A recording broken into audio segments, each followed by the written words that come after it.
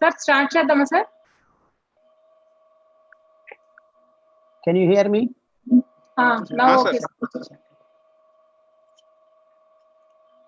Sir, center పెట్టుకోండి sir. Issue center. Okay. Okay. Okay, sir. Dilip, మీరు Okay, ma'am. Okay. Okay, Dilip. ಎಲ್ಲರಿಗೂ ನಮಸ್ಕಾರ. ಹಾ ಸರ್, ಹೇಳಿ. ಎಲ್ಲರಿಗೂ ನಮಸ್ಕಾರ. ನಮಸ್ತೆ ಸರ್. ನಮಸ್ಕಾರ. ಇಲ್ಲಿ ಇವತ್ತಿನ ವಿಷಯ ಆಹಾರ ಸರಿ ಇದ್ದಲ್ಲಿ ಔಷಧಿ ಬೇಕಿಲ್ಲ ಮತ್ತು ಸರಿ ಇಲ್ಲದಿದ್ದರೆ ಔಷಧಿ ಕೆಲಸ ಮಾಡುವುದಿಲ್ಲ. ಈ ಎರಡನೇ ಒಂದು ಝೂಮ್ ಲೈವ್ ಸೆಷನ್ ಇದಕ್ಕೆ ನಿಮ್ಮ ಎಲ್ಲರಿಗೂ ಸ್ವಾಗತ ಕೋರ್ತಾ ಇದ್ದೀನಿ. ನನ್ನ ಹೆಸರು ದಿಲೀಪ್ ಅಂತ, one of the admins of doctor Khader life style groups. ಈಗ ಒಂದು ಡಾಕ್ಟರ್ ಖಾದರ್ ಅವರ ಬಗ್ಗೆ ಒಂದು ಸಣ್ಣ ಕಿರುಪರಿಚಯ ಹೊಸದಾಗಿ ಬಂದಿರೋರ್ಗೆ. ಸರ್, ಡಾಕ್ಟರ್ ಖಾದರ್ ಅವರು ಹುಟ್ಟಿದ್ದು ಕಡಪ ಜಿಲ್ಲೆ, ಆಂಧ್ರ ಪ್ರದೇಶದ ಕಡಪ ಜಿಲ್ಲೆ ಪ್ರೊದ್ದುಟೂರಿನಲ್ಲಿ. ಪ್ರಾಥಮಿಕ ಹಂತದ ಶಿಕ್ಷಣವನ್ನ ಪ್ರೊದ್ದುಟೂರು, ತಿರುಪತಿ ಮತ್ತು ಗುಂತಕಲ್ನಲ್ಲಿ ಮುಗಿಸಿ ಉನ್ನತ ಹಂತದ ಶಿಕ್ಷಣಕ್ಕಾಗಿ ಮೈಸೂರಿನ ರೀಜನಲ್ ಕಾಲೇಜ್ ಆಫ್ ಎಜುಕೇಶನ್ ಅಲ್ಲಿ ಸೇರ್ಕೊಂಡು BSc ಮತ್ತು MSc ಅನ್ನು ಕಂಪ್ಲೀಟ್ ಮಾಡ್ತಾರೆ. ತದನಂತರ ಬೆಂಗಳೂರಿನ ಇಂಡಿಯನ್ ಇನ್ಸ್ಟಿಟ್ಯೂಟ್ ಆಫ್ ಸೈನ್ಸ್ ಅಲ್ಲಿ ಸ್ಟೆರಾಯ್ಡ್ಸ್ ಗಳಾದ ರಾಸಾಯನಿಕ ಪ್ರಚೋದಕ ಪದಾರ್ಥಗಳು ಇದರಲ್ಲಿ ತಮ್ಮ ಥೀಸಿಸ್ ಅನ್ನು ಮಂಡಿಸಿ PhD ಪದವಿಯನ್ನು ಗಳಿಸ್ತಾರೆ. ಆನಂತರ ಅವರು ಅಮೆರಿಕದಲ್ಲಿ Everton Oregon ಯೂನಿವರ್ಸಿಟಿಯಲ್ಲಿ post ಡಾಕ್ಟೋರಿಯಲ್ research fellowship ಅಂದ್ರೆ PDF ಆಗಿ ಪರ್ಯಾವರಣ ಶಾಸ್ತ್ರ ಆಯ್ಕೆ ಮಾಡಿಕೊಂಡು ಪರ್ಯಾವರಣದಲ್ಲಿ ಒಂದು ಮಾರಕ ಪದಾರ್ಥಗಳಾದ ಡಯಾಕ್ಸಿನ್ಸ್, ಟ್ರೈನೈಟ್ರೋಟಾಲಿನ್ ಮತ್ತು ಇನ್ನಿತರ ಏಜೆಂಟ್ ಆರೆಂಜ್ ಇನ್ನಿತರ ವಿಷವಸ್ತುಗಳ ಅದರ ಒಂದು ಡಿಗ್ರೇಡೇಷನ್ ಅಂದ್ರೆ ಮೈಕ್ರೋಬಿಯಲ್ ಡಿಗ್ರೇಡೇಷನ್ ಹೇಗೆ ಆಗುತ್ತೆ ಅನ್ನುವಂಥದ್ದನ್ನ ಅವರು ಅಲ್ಲಿ ಪ್ರಯೋಗಗಳನ್ನ ನಡೆಸ್ತಾರೆ. ಅದಾದ್ಮೇಲೆ ನಂತರ ಅವರು ಅದು ನೆಕ್ಸ್ಟ್ ಮೈಸೂರಿಗೆ ಬಂದು ನಮ್ಮ CSIR ನ ಒಂದು central food technological research institute ಕೇಂದ್ರ ಆಹಾರ ಸಂಶೋಧನಾ ಸಂಸ್ಥೆಯಲ್ಲಿ ಸೀನಿಯರ್ ಸೈಂಟಿಸ್ಟ್ ಆಗಿ ಬಯೋಟೆಕ್ನಾಲಜಿ ಮತ್ತು ನ್ಯೂಟ್ರಿಷನ್ ವಿಭಾಗದಲ್ಲಿ ಕಾರ್ಯನಿರ್ವಹಿಸ್ತಾರೆ. ಆ ನಂತರ ಅವರು ಮತ್ತೆ ಅಮೆರಿಕದ ಇದು ಡುಪಾಂಟ್ ಅನ್ನೋ ಕಂಪನಿಯಲ್ಲಿ ಮತ್ತೆ ಅವರು ಸೈಂಟಿಸ್ಟ್ ಆಗಿ ಕೆಲಸ ನಿರ್ವಹಿಸಿ ಅದರಲ್ಲಿ ಜೆನೆಟಿಕ್ ಇಂಜಿನಿಯರಿಂಗ್ ಮತ್ತು ಅಗ್ರಿಕಲ್ಚರ್ ಸೆಕ್ಷನ್ ಹಲವಾರು ಇದರಲ್ಲಿ ಅವರು ತಮ್ಮ ಪ್ರಯೋಗಗಳನ್ನ ಮುಂದುವರಿಸ್ತಾರೆ. ಹಿಂಗಿರ್ಬೇಕಾದ್ರೆ ಅವರು ಇವಾಗ ನಮ್ಗೆ ಆಹಾರ ಮತ್ತೆ ಒಂದು ಆರೋಗ್ಯದ ಒಂದು ಕೊಂಡಿಯನ್ನ ಮರೆತು ಹೋಗಿದ್ದ ಕಾಲದಲ್ಲಿ ಅವರು ನಿಜವಾದ ಆಹಾರ ಅಂದ್ರೇನು, ಯಾವ್ದನ್ನ ಮರೆತು ಹೋಗಿದೀವಿ ನಾವು, ಅದನ್ನ ಮೂಲ ಹುಡ್ಕೊಂತ ಬಂದು ಅಮೆರಿಕ ಬಿಟ್ಟು ಬಂದು 97ರಲ್ಲಿ ಇಲ್ಲೇ HD ಕೋಟೆ ಮೈಸೂರ್ ಹತ್ರ ಅವರು ತಮ್ಮ ಒಂದು ಜಮೀನು ಖರೀದಿಸಿ ಕೃಷಿ ಮಾಡ್ಕೊಂಡು ಕಾಡು ಕೃಷಿಯನ್ನ ಪರಿಕಲ್ಪನೆಯನ್ನು ಕೊಟ್ಟು ಒಂದು ಕಳೆದು ಹೋಗಿದೆ ಅಂತ ಹೇಳಲಾಗ್ತಿದ್ದ ಒಂದು ಪಂಚರತ್ನ ಸಿರಿಧಾನ್ಯಗಳಾದ ಅರ್ಕ, ನವಣೆ, ಸಾಮೆ, ಊದಲು, ಕೊರಲೆ ಇದನ್ನ ಅವರು ಮತ್ತೆ ಅದನ್ನ ಪುನರುಜ್ಜೀವನಗೊಳಿಸಿ ಎಲ್ಲರಿಗೂ ತಿಳಿಸುತ್ತಾ ಬಂದು ತಮ್ಮ ಉಪನ್ಯಾಸಗಳಲ್ಲಿ ಹಾಗೂ ತಮ್ಮ ಬರ್ತಾರಲ್ಲ ಪೇಷಂಟ್ಸ್ ಇವ್ರಿಗೆಲ್ಲ ಹೇಳಿ ಅದರ ಅವಗಾಹನೆ ಮಾಡಿಸ್ತಾ ಸುಮಾರು ಲಕ್ಷಾಂತರ ಜನಗಳಿಗೆ 20-25 ವರ್ಷದಿಂದ ಈ ಕೆಲಸ ಮಾಡ್ಕೊಂಡು ಬಂದಿದ್ದಾರೆ. ಕರ್ನಾಟಕ, ಆಂಧ್ರ, ತೆಲಂಗಾಣ ಅಷ್ಟೇ ಅಲ್ದಿರ ಈಗ Tamil Nadu, Kerala and even northern part of India ಅಂದ್ರೆ ಪಂಜಾಬ್, ಹರಿಯಾಣ ಮತ್ತು ಮುಂತಾದ ಭಾಗಗಳು, ಇವನ್ ಬೇರೆ ದೇಶಗಳಲ್ಲಿ ಕೂಡ ಅವರು ಹೋಗಿ ತಮ್ಮ ಒಂದು ಉಪನ್ಯಾಸಗಳ ಲೆಕ್ಚರ್ ಅನ್ನ ಕೊಡ್ತಾ ಇರ್ತಾರೆ. ಸೊ ಧನ್ಯವಾದ ಸರ್, ನೀವು ಇವತ್ತು ನಮ್ಮ ಜೊತೆ ಜಾಯ್ನ್ ಆಗಿರೋ ತುಂಬಾ ಖುಷಿ ಆಗ್ತಿದೆ ನಮ್ಗೆ. ಸೊ ಇವತ್ತಿನ ಸೆಷನ್ ಸ್ಟಾರ್ಟ್ ಮಾಡೋಣ sir. Over to you sir. Yes ಇವತ್ತು ಈ ಕರೋನಾ ಕಲ್ಲೋಲ ಸ್ಥಿತಿಯಲ್ಲಿ ನಾವು ಸಾಧಾರಣವಾಗಿ ನಮ್ಮ ಊಟ ಸರಿ ಇದ್ದಿದ್ರೆ ಈ ಗೊಂದಲ ಆಗ್ತಾನೆ ಇರಲಿಲ್ಲ ಮಾನವ ಜಾತಿಗೆ.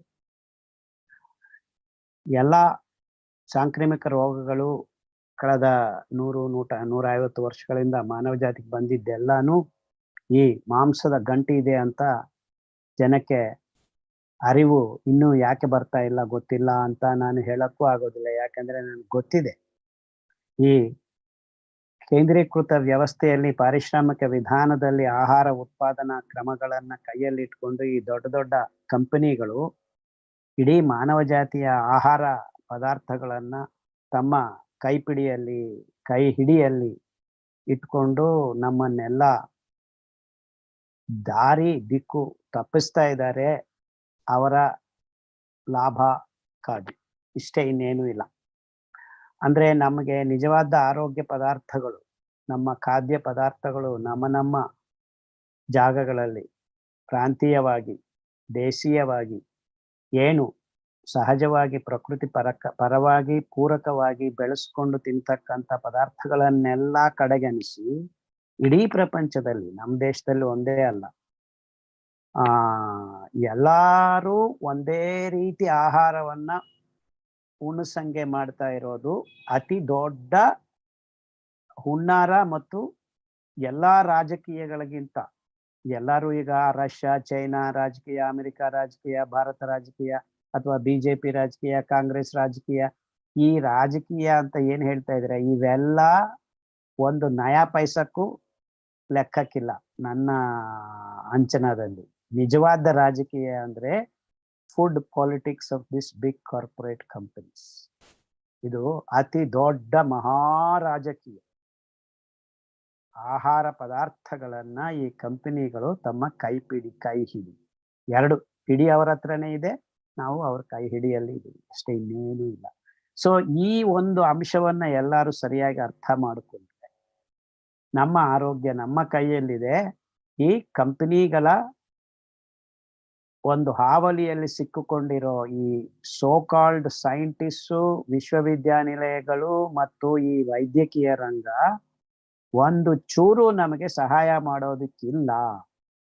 ಅವರು ಅವರ ಕಾರ್ಪೊರೇಟ್ ಕಂಪನಿಗಳ ಲಾಭಕ್ಕಾಗಿಯೇ ವಿಜ್ಞಾನವನ್ನೂ ಕಳೆದ 45 ವರ್ಷಗಳಿಂದ ತಿರುವಿಸಿ ಅವೈಜ್ಞಾನಿಕ ಅಂಶಗಳನ್ನೂ ನಮ್ಮ ಮೆದುಳಿನಲ್ಲಿ ತುಂಬುತ್ತಾ ಇದ್ದಾರೆ.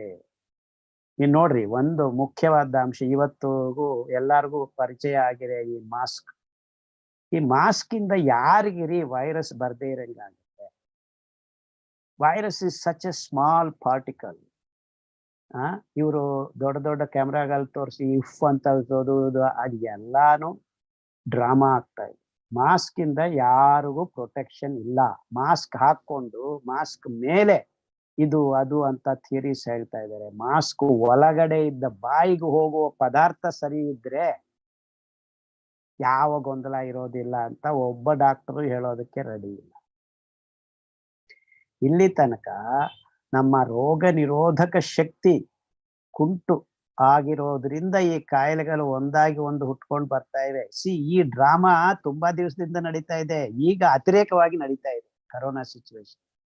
ಎಲ್ರಿ ಡಯಾಬಿಟಿಸ್ ಅಂತಾರೆ, BP ಅಂತಾರೆ, ಥೈರಾಯ್ಡ್ ಅಂತಾರೆ, ರೊಮೆಟಿಸಮ್ ಅಂತಾರೆ, ಕ್ಯಾನ್ಸರ್ ಅಂತಾರೆ, ಸ್ಕ್ಲಿರೋಸಿಸ್ ಅಂತಾರೆ. ಎಲ್ಲಾ ಕಾಯಿಲೆಗಳು ನಡೆಸ್ಕೊಂಡು ಬರ್ತಾನೆ ಇದ್ದಾರೆ, ಮ್ಯಾನೇಜ್ ಮಾಡ್ತಾ ಇದ್ದಾರೆ, ಟ್ಯಾಬ್ಲೆಟ್ಸ್ ಕೊಡ್ತಾ ಇದ್ದಾರೆ, ಆಪರೇಷನ್ಸ್ ಮಾಡ್ತಾ ಇದ್ದಾರೆ, ತಾಂತ್ರಿಕತೆ ಯಾಂತ್ರಿಕತೆ ಅಂತ ಎಲ್ಲಾರನು ಭ್ರಮೆಯಲ್ಲಿ ಹಾಕಿಸ್ತಾ ಇದ್ದಾರೆ.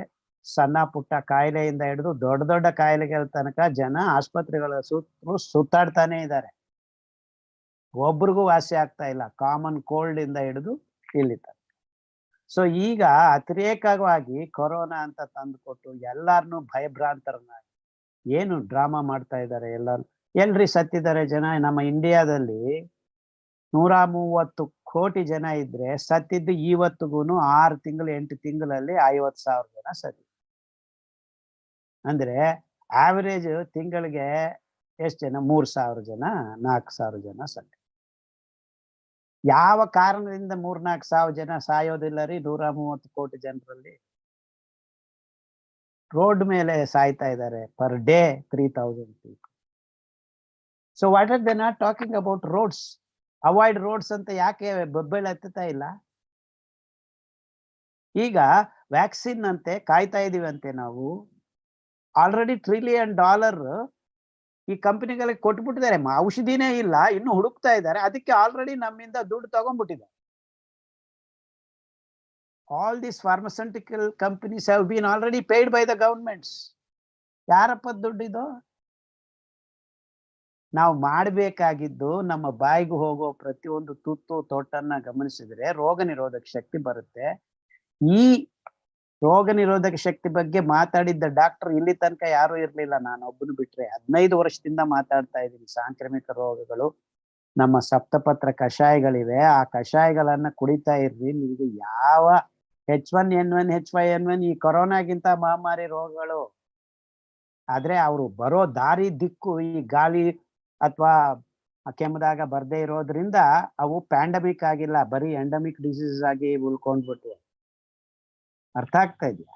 ಸೊ ಈ rate of death not even 2%, that is positive ಬಂದವರಲ್ಲಿ. ನಮ್ಮ ದೇಶದಲ್ಲಿ ಇಟ್ ಇಸ್ 0.0006%.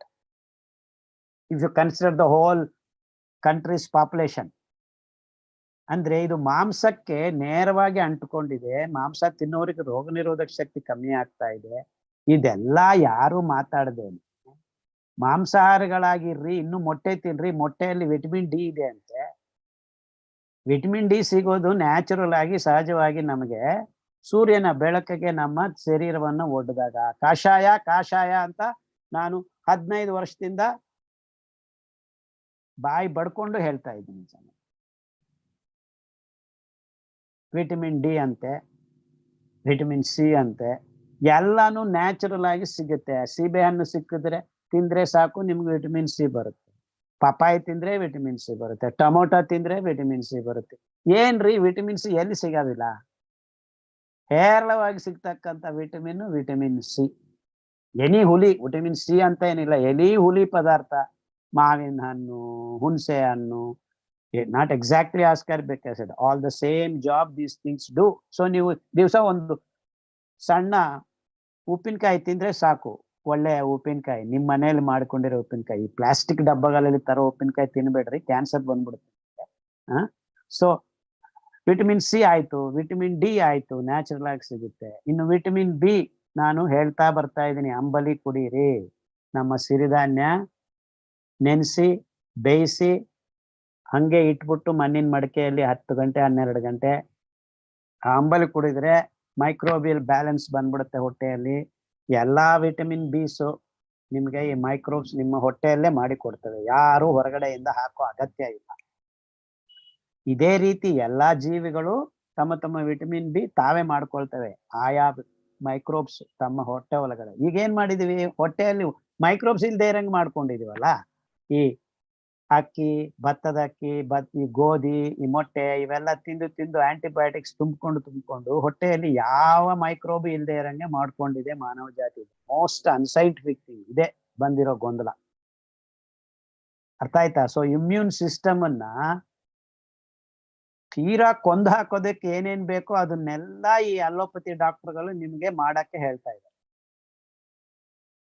ಇನ್ನು ಎಲ್ಲಿಂದ ಬರುತ್ತೆ ಈ ತರ ವೈರಸ್ಗಳು? ಸಣ್ಣ ಪುಟ್ಟ ವೈರಸ್ಗಳು ಬಂದ್ರೂ ಮಹಾಮಾರಿ ರೋಗವಾಗಿ ಪರಿವರ್ತನೆ. ಸೊ ಈಗಲೂ ಒಂದು ವಾರ ನಾವೆಲ್ಲರೂ ಸೀರಿಯಸ್ ಆಗಿ ಕೂತ್ಕೊಂಡು ಯೋಚನೆ ಮಾಡಿ ನಮ್ಮ ಆಹಾರ ಪದಾರ್ಥಗಳನ್ನ, ನಮ್ಮ ತಟ್ಟೆಗೆ ಬರುವ ನಮ್ಮ ಅಡಿಗೆ ಮನೆಯಲ್ಲಿ ಸಿಗ್ತಾ ಇರ್ತಕ್ಕಂಥ ಪದಾರ್ಥಗಳನ್ನ ಬಳಸಿಕೊಂಡು ರೋಗ ನಿರೋಧಕ ಶಕ್ತಿ 1 ತಿಂಗಳಿಂದ 2 ತಿಂಗಳ ಒಳಗಡೆ ನೀವು ವೃದ್ಧಿಸ್ಕೋಬಹುದು. ಅದಕ್ಕೆ ಈ ನೀವೆಲ್ಲರೂ ಸರಿ ಖಾದರ್ ಲೈಫ್ ಸ್ಟೈಲ್ ಅಂತ ಒಂದು ಪ್ಲಾಟ್ಫಾರ್ಮ್ ಕ್ರಿಯೇಟ್ ಮಾಡಿದ್ರೆ ಅದರಲ್ಲಿ ತುಂಬಾ ಇನ್ಫಾರ್ಮೇಶನ್ ತುಂಬುತ್ತಾ ಇದೆ. ಅಂಡ್ ಈ ಪದ್ಧತಿಗಳು ತುಂಬಾ ಸರಳವಾದವು, ಯಾರು ನಯ ಪೈಸಾ ಖರ್ಚು ಮಾಡೋ ಅಗತ್ಯ ಇಲ್ಲ. To cure diabetes, to cure BP, to cure cancer, to cure HIV, to cure corona, all these things can be easily done by eating ಸಿರಿಧಾನ್ಯ ಮತ್ತು ನಮ್ಮ ಕಷಾಯ. ಒಂದಿಷ್ಟು ನಡೀರಿ, ಒಂದಿಷ್ಟು ಸೂರ್ಯನ ಬೆಳಕಿನಲ್ಲಿ ನಿಮ್ಮ ಮೈಯನ್ನ ಒಡ್ಡಿರಿ, ಎಲ್ಲಾ ವಿಟಮಿನ್ಸು ಸಿಕ್ಬಿಡ್ತವೆ. ಯಥೇಚ್ಛವಾಗಿ ಸೊಪ್ಪು, ಕಡ್ಡಿ ಕಾಳು, ಹಣ್ಣು ಹಂಪಲು ತಿನ್ರಿ, ಯಾರಿಗೂ ಹೆದರ್ಬೇಕಾಗಿಲ್ಲ. ನೀವು ಈಗ PPE ಅಂತ ಪ್ಲಾಸ್ಟಿಕ್ ಬಳಕೆ 800% ಶೂಟ್ ಅಪ್ ಆಗಿದೆ. ಎಲ್ಲರೂ ಕಳೆದ 10 ವರ್ಷಗಳಿಂದ ಕಷ್ಟಪಟ್ಟು ಪ್ಲಾಸ್ಟಿಕ್ ಬಳಸಬಾರ್ದು ಅಂತ ಏನೇನೋ ಪ್ರೋಗ್ರಾಮ್ಗಳು, ಎಲ್ಲಾರು ಕಷ್ಟಪಟ್ಟು ಜನರ ಪ್ರಜ್ಞೆಯಲ್ಲಿ ಪ್ಲಾಸ್ಟಿಕ್ ಬಗ್ಗೆ ಒಂದು ಅರಿವು ಮೂಡಿಸ್ಕೊಂಡು ಬಂದಿದ್ದೀವಿ ಕಳೆದ 20-30 ವರ್ಷದಿಂದ ನಾವು. ಸೊ ಪ್ಲಾಸ್ಟಿಕ್ ಬಳಕೆ ಕಮ್ಮಿ ಆಗ್ತಾ ಇತ್ತು. ಮಾರ್ಚ್ ಇಂದ ಈಗ ಆಗಸ್ಟ್ಗೆ 800% ಶೂಟ್ ಅಪ್ ಆಗಿದೆ ನೋಡ್ರಿ. ಹಂಗೆ ಆಟೋ ಇಂಡಸ್ಟ್ರಿಯಲ್ಲಿ ಎಲ್ಲಾ ಕುಂಠಿತ ಆಗಿತ್ತು, ಯಾರು ಗಾಡಿಗಳು ತಗೋತಾ ಇರ್ಲಿಲ್ಲ. ಮಾರ್ಚ್ ಅಲ್ಲಿ the auto sales were in 0.4% or something. ಈಗ ಆಗಸ್ಟ್ ಅಲ್ಲಿ 800% ಗ್ರೋತ್ ಆಗುತ್ತೆ. ಅಂದ್ರೆ ಪಬ್ಲಿಕ್ ಟ್ರಾನ್ಸ್ಪೋರ್ಟ್ ಬಗ್ಗೆ ಎಲ್ಲಾರ್ಗು ಹೆದರಿಕೆ ಆಗ್ಬಿಟ್ಟು ಈ ಕೊರೋನಾ ಇಂದ. ಇವೆಲ್ಲ ಕಾರ್ಪೊರೇಟ್ ಕಂಪನಿಗಳ ಹುನ್ನಾರಗಳು ಅಂತ ನಾವು ಯೋಚನೆ ಮಾಡಕ್ಕೆ ನಮ್ಮನ್ನ ಬಿಡ್ತಾ ಇಲ್ಲ. ಈಗ ಎಲ್ಲರೂ ಲೈಫ್ ಲಾಂಗ್ ಈ ಮಾಸ್ಕ್ ಹಾಕೊಂಡೇ ಓಡಾಡ್ಬೇಕು. ಏನ್ ಅನ್ಕೊಂಡಿದ್ದಾರೆ? ಮಾಸ್ಕ್ ಇಂದ ಏನಾದ್ರೂ ಉಪಯೋಗ ಆಗಿದೆಯಾ? ಇನ್ಫ್ಯಾಕ್ಟ್ ಎಲ್ಲಾರ್ನು ಓಡೋಕೆ ಬಿಟ್ಟಿದ್ದಾರೆ, ಎಲ್ಲ ಕತೆ ಮಾಡ್ತಾ ಇದ್ದಾರೆ, ಎಲ್ಲಂದ್ರೆ ಅಲ್ಲಿ ಹೋಗ್ತಾ ಇದ್ದಾರೆ. ಮಾಡೋ ಕೆಲ್ಸಗಳ ಅಂತರ್ಗತವಾಗಿ ನಮ್ಮ ರೋಗ ನಿರೋಧಕ ಶಕ್ತಿಯನ್ನು ಹೆಚ್ಚಿಸ್ಕೊಳ್ಳೋದಕ್ಕೆ ಯಾರು ಮಾತಾಡ್ತಾ ಇಲ್ಲ. ನಾನು ಜಾನ್ವರಿಯಲ್ಲೇ ಒಂದು ವಿಡಿಯೋ ರಿಲೀಸ್ ಮಾಡಿದ್ದೀನಿ ಇದ್ರ ಬಗ್ಗೆ. ಇನ್ನೂ ನಮ್ಮ ದೇಶಕ್ಕೆ ಒಂದು ಚೂರು ಗೊತ್ತಿಲ್ಲದೆ ಇರೋವಾಗ್ಲೇನೆ ರೋಗ ನಿರೋಧಕ ಶಕ್ತಿ, ಕಾಷಾಯ ಬಣ್ಣದ ನಮ್ಮ ಸೂರ್ಯೋದಯ ಸೂರ್ಯಾಸ್ತಮಯದಲ್ಲಿ 4 ಸೂರ್ಯ ನಮಸ್ಕಾರ ಮಾಡ್ರಿ. ವಿಟಮಿನ್ ಡಿ ಇಲ್ಲದೆ ಯಾವ ರೋಗ ನಿರೋಧಕ ಶಕ್ತಿ ಇರೋದಿಲ್ಲ. ಅದ್ರ ಸಲುವಾಗಿ ನಿಮಗೆ ಎಳ್ಳುಂಡೆ ತಿನ್ನೋದ್ರಿಂದ ನಿಮಗೆ ಕ್ಯಾಲ್ಸಿಯಮ್ಮು ತುಂಬಾ ಹೇರಳವಾಗಿ ಸಿಗುತ್ತೆ. ಆದ್ದರಿಂದ ನಿಮ್ಮ ರೋಗ ನಿರೋಧಕ ಶಕ್ತಿ ಬೇಕಾಗಿರೋ ಎಲ್ಲಾ ಹಂತಗಳಲ್ಲಿ ಜೀವ ರಾಸಾಯನಿಕ ಕ್ರಿಯೆಗಳ ಸರಪಳಿಯಲ್ಲಿ ನಿಮಗೆ ಯಾವ ಕುಂಟು ಇಲ್ಲದೆ ನಿಮ್ಮ ದೇಹ ಈ ಕಷಾಯಗಳ ಒಂದು ಪ್ರತಿಜನಕ ಕಣಗಳ ನಮೂನೆಯಿಂದ ಪ್ರತಿರೋಧಕ ಕಣಗಳನ್ನು ತಯಾರು ಮಾಡುವ ಆ ಸಾಧನೆ ಮತ್ತು ಶಿಕ್ಷಣೆ ಸಿಗೋದ್ರಿಂದ ಎಲ್ಲಾ ಥರ ವೈವಿಧ್ಯಮಯವಾದ ವೈರಾಣುಗಳಿಂದ ರಕ್ಷಣೆ ಮಾಡಿಕೊಳ್ಳೋದಕ್ಕೆ ಶಿಕ್ಷಣ ಹೊಂದಿರುತ್ತೆ ನಮ್ಮ ಪ್ರತಿರೋಧಕ ಕಣಗಳನ್ನ ತಯಾರು ಮಾಡುವ ವ್ಯವಸ್ಥೆ. ಇಷ್ಟು ಸರಳವಾಗಿದೆ ವಿಷಯ. ಇದನ್ನ ನಾನು ಅವಾಗ್ಲಿಂದ ಎಲ್ಲರಿಗೂ ಹೇಳ್ತಾ ಬರ್ತಾ ಇದ್ದೀನಿ. ನಮ್ಮ ಕನ್ನಡದವ್ರಿಗಂತೂ 15 ವರ್ಷದಿಂದ ಈ ಸಪ್ತಪತ್ರ ಕಷಾಯಗಳ ಬಗ್ಗೆ 7 ಕಷಾಯಗಳನ್ನು ಮತ್ತೆ ಇನ್ನೊಂದು ಸತಿ ಉಚ್ಚರಿಸ್ತೀನಿ, ಎಲ್ಲರೂ ಗಮನ ತಗೊಳ್ಳಿ. 1ನೇದು ಗರಿಕೆ, 2ನೇದು ತುಳಸಿ, 3ನೇದು ಅಮೃತ ಬಳ್ಳಿ, 4ನೇದು ಬಿಲ್ವ, 5ನೇದು ಹೊಂಗೆ, 6ನೇದು ಬೇವು, 7ನೇದು ಅರಳಿ. ಈ 7 ಕಷಾಯಗಳನ್ನ ನೀವು ಈಗ ಸದ್ಯಕ್ಕೆ ಮುಂಚೆ ನಾನು ಹೇಳ್ತಾ ಇದ್ದಿದ್ದು ಒಂದೊಂದು ಕಷಾಯ 7 ದಿವಸ 41 ದಿವಸ ಕುಡಿದ್ರೆ 1 ವರ್ಷ 2 ವರ್ಷ ನಿಮ್ಗೆ ಯಾವ ಸಾಂಕ್ರಾಮಿಕ ರೋಗ ಬರೋದಿಲ್ಲ ಅಂತ ನಾವು ಬರಿತಿದ್ವಿ. ಈಗ ಎಲ್ಲರೂ ಅರ್ಜೆಂಟ್ ಅಲ್ಲಿ ಇದ್ದಾರೆ. ಸೊ 2 ದಿವಸಕ್ಕೊಮ್ಮೆ ಒಂದು ಬದಲಾವಣೆ ಮಾಡಿ, ಅಂದ್ರೆ 7 × 2 14 ದಿವಸ, ಮತ್ತೆ ಇನ್ನೊಂದು ರೌಂಡ್ 14 ದಿವಸ, 28 ದಿವಸ ನೀವು ಈ 7 ಕಷಾಯಗಳನ್ನ 2 ರೌಂಡ್ ಮಾಡಿದ್ರೆ ಸಾಕು, ನಿಮಗೆ ರೋಗ ನಿರೋಧಕ ಶಕ್ತಿ ಬರುತ್ತೆ. ಹಂಗೂ ಬಂದಿದೆ ಕೊರೋನಾ ಅಂತ ಅನ್ಸಿದ್ರೆ ನಿಮಗೆ ಮಾಚಿಪತ್ರಿ, ಅಮೃತ ಬಳ್ಳಿ, ಪಾರಿಜಾತ ಈ 3 ಕಷಾಯಗಳನ್ನ ನಾವು ಫ್ಲೈಯರ್ ಮಾಡಿ ರಿಲೀಸ್ ಮಾಡಿದೀವಿ. ಎಲ್ಲರಿಗೂ ತಲುಪಿಸಿದೀನಿ ಅಂತ ಅನ್ಕೊಂಡಿದೀನಿ, ತುಂಬಾ ಜನಕ್ಕೆ ತಲುಪಿಸಿದೀವಿ. ಆ 3 ಕಷಾಯಗಳನ್ನ 4 ದಿವಸ ಕುಡಿದ್ರೆ ಬೆಳಗ್ಗೆ ಮಧ್ಯಾಹ್ನ ಸಾಯಂಕಾಲ 2 ಹೊತ್ತು, 4 ದಿವಸದಲ್ಲಿ ಕರೋನಾ ಪಾಸಿಟಿವ್ ಅವರು ನೆಗೆಟಿವ್ ಆಗಿದ್ದಾರೆ. ನನಗೇನು ಅನುಮಾನ ಅಂದ್ರೆ ಈ ಪಾಸಿಟಿವ್ ನೆಗೆಟಿವ್ ಎಲ್ಲ ಹಂಬಕ್ ಅಂತ ಅನ್ಸುತ್ತೆ. ಎಲ್ಲರೂ ಪಾಸಿಟಿವ್ ಆಗಿರ್ತೀವಿ, ಟೆಸ್ಟ್ ಮಾಡಿದ್ರೆ ಎಲ್ಲರಿಗೂ ಪಾಸಿಟಿವ್ ಅಂತ ಬಂದೇ ಬರುತ್ತೆ. Because they are not testing something very specific to corona nineteen. It's all ಆ ಕೊರೋನಾ ಟೈಪ್ ಆಫ್ ವೈರಸಸ್ಗೆ ಆ PCR ಟೆಸ್ಟ್ ಮಾಡ್ತಾ ಇದ್ದಾರೆ. ಸೊ ಅದರಲ್ಲಿ ಫಾಲ್ಸ್ ಪಾಸಿಟಿವ್ ಎಷ್ಟೋ ಫಾಲ್ಸ್ ನೆಗೆಟಿವ್ ಎಷ್ಟೋ ಯಾರಿಗೂ ಗೊತ್ತಿಲ್ಲ. ಎನಿವೆ ಪಾಸಿಟಿವ್ ಬಂದಿದೆ, ಕ್ವಾರಂಟೈನ್ ಅಂತಾರೆ. ಆ ಕ್ವಾರಂಟೈನ್ ಅಲ್ಲಿ 4 ದಿವಸದಲ್ಲಿ ಈ ಕಷಾಯಗಳು, ಸಿರಿಧಾನ್ಯ ಊಟ, ಅಂಬಲಿ ಮಾಡಿದ್ರೆ ವಿಟಮಿನ್ ಬಿ ಬರುತ್ತೆ. ಸೀಬೆ ಹಣ್ಣು ತಿಂದ್ರೆ ಅಥವಾ ಉಪ್ಪಿನಕಾಯಿ ತಿಂದ್ರೆ ವಿಟಮಿನ್ ಸಿ ಬರುತ್ತೆ. ಸೂರ್ಯೋದಯ ಟೈಮು, ಸೂರ್ಯಾಸ್ತಮ ಟೈಮಲ್ಲಿ ಒಂದು 10 ನಿಮಿಷ ನೀವು ಅಲ್ಲಿ ಹೋಗಿ ಕೂತ್ಕೊಳ್ರಿ, ಒಂದು ನಮಸ್ಕಾರ ಮಾಡ್ರಿ ಸೂರ್ಯನ್ಗೆ, ವಿಟಮಿನ್ ಡಿ ಬರುತ್ತೆ. ಈ 3 ಬೇಸ್ ಎಲ್ಲದಕ್ಕೂ. ಸೊ ಇವನ್ನ ನೀವು ಪ್ರತಿ ದಿವಸ ತುಂಬಿಸ್ಕೊಳ್ತಾ ಇದ್ರೆ ಯಾವ ಗೊಂದಲ ಇರೋದಿಲ್ಲ. In fact the healthy life is just to think of these 3. ಮಿಕ್ಕಿದ್ದೆಲ್ಲ ಅವಶ್ಯಕವೇ ಬಂದ್ಬಿಡ್ತವೆ. ಈ 3 ಮೈಕ್ರೋಬಿಯಲ್ ಇಂಬ್ಯಾಲೆನ್ಸ್ ಅಂತ ಹೇಳ್ತಾ ಇರ್ತೀನಿ, ಗ್ಲೂಕೋಸ್ ಇಂಬ್ಯಾಲೆನ್ಸ್ ಅಂತ ಹೇಳ್ತಾ ಇರ್ತೀನಿ, ಹಾರ್ಮೋನಲ್ ಇಂಬ್ಯಾಲೆನ್ಸ್ ಅಂತ ಇರ್ತೀನಿ. ಸೊ ಈ 3 ಅಂಶಗಳನ್ನ ನಾವು ತುಂಬಿಸ್ಕೊಂಡ್ರೆ ನಮ್ಮ ಜೀವನ ಶೈಲಿಯಲ್ಲಿ ಯಾವ ಗೊಂದಲನೂ ಇರೋದಿಲ್ಲ. 6 ತಿಂಗಳು ನಾನು ಚಾಲೆಂಜ್ ಮಾಡ್ತೀನಿ, ಎಲ್ಲಾರನ್ನೂ ಚಾಲೆಂಜ್ ಮಾಡ್ತಾ ಇದ್ದೀನಿ. ಈ ಪದ್ಧತಿಯಲ್ಲಿ ಜೀವನ ಮಾಡ್ರಿ, ನಿಮ್ಗೆ ಕಾಯಿಲೆಗಳು ಮಾಯ ಆಗೋಕ್ ಶುರು ಆಗತ್ತೆ. ಹಬ್ಬ ಅಂದ್ರೆ 2 ವರ್ಷದಲ್ಲಿ ಕಂಪ್ಲೀಟ್ ಆಗಿ ನೀವು ಸಂಪೂರ್ಣ ಆರೋಗ್ಯದಿಂದ ಇರ್ತೀರ. ಅದಕ್ಕೆ ನಾವು ಕನ್ನಡದಲ್ಲಿ ದೇಶೀಯ ಆಹಾರ ಸಂಪೂರ್ಣ ಆರೋಗ್ಯ ಅಂತ ಒಂದು ಸಣ್ಣ ಪುಸ್ತಕ ಬಿಡುಗಡೆ ಮಾಡಿದ್ವಿ. ಇನ್ನೊಂದು 1 ತಿಂಗಳು 2 ತಿಂಗಳಲ್ಲಿ ಅದನ್ನ ಮತ್ತೆ ಅಪ್ಡೇಟ್ ಮಾಡಿ ಬಿಡುಗಡೆ ಮಾಡ್ತೀವಿ. PDF ಎಲ್ಲರಿಗೂ ಫ್ರೀಯಾಗಿ ಸಿಗುತ್ತೆ. ಸೊ ಅದರಲ್ಲಿ ಇನ್ನೂ ತುಂಬಾ ರೋಗಗಳ ಬಗ್ಗೆ ಅಪ್ಡೇಟ್ ಮಾಡಿ ಪ್ರೋಟೋಕಾಲ್ಸ್ನೆಲ್ಲ ಇನ್ಕ್ಲೂಡ್ ಮಾಡ್ತಾ ಇದ್ದೀವಿ. ಸೊ ಕರ್ನಾಟಕ ಜನತಾಗೆ ನಾನು 15 ವರ್ಷದಿಂದ ಈ ವಿಷಯ ಹೇಳ್ಕೊಂಡು ಬರ್ತಾ ಇದ್ದೀನಿ. ಅಂಡ್ ನನಗೆ ಹೆಮ್ಮೆ ಆಗಿದ್ದ ವಿಷಯ ಅಂದ್ರೆ ಈಗ ಇಡೀ ಪ್ರಪಂಚದಲ್ಲಿ ಸಿರಿಧಾನ್ಯಗಳ ಕಣಜ ಅಂತ ಕರೆಯಲ್ಪಟ್ಟ ರಾಜ್ಯ ಯಾವ್ದಾದ್ರು ಇದೆ ಅಂದ್ರೆ ಅದು Karnataka. Karnataka is number 1 in all these activities. And we also had national symposiums 2-3 ಸತಿ ಮಾಡಿದ್ದೀವಿ ಬೆಂಗಳೂರಲ್ಲಿ.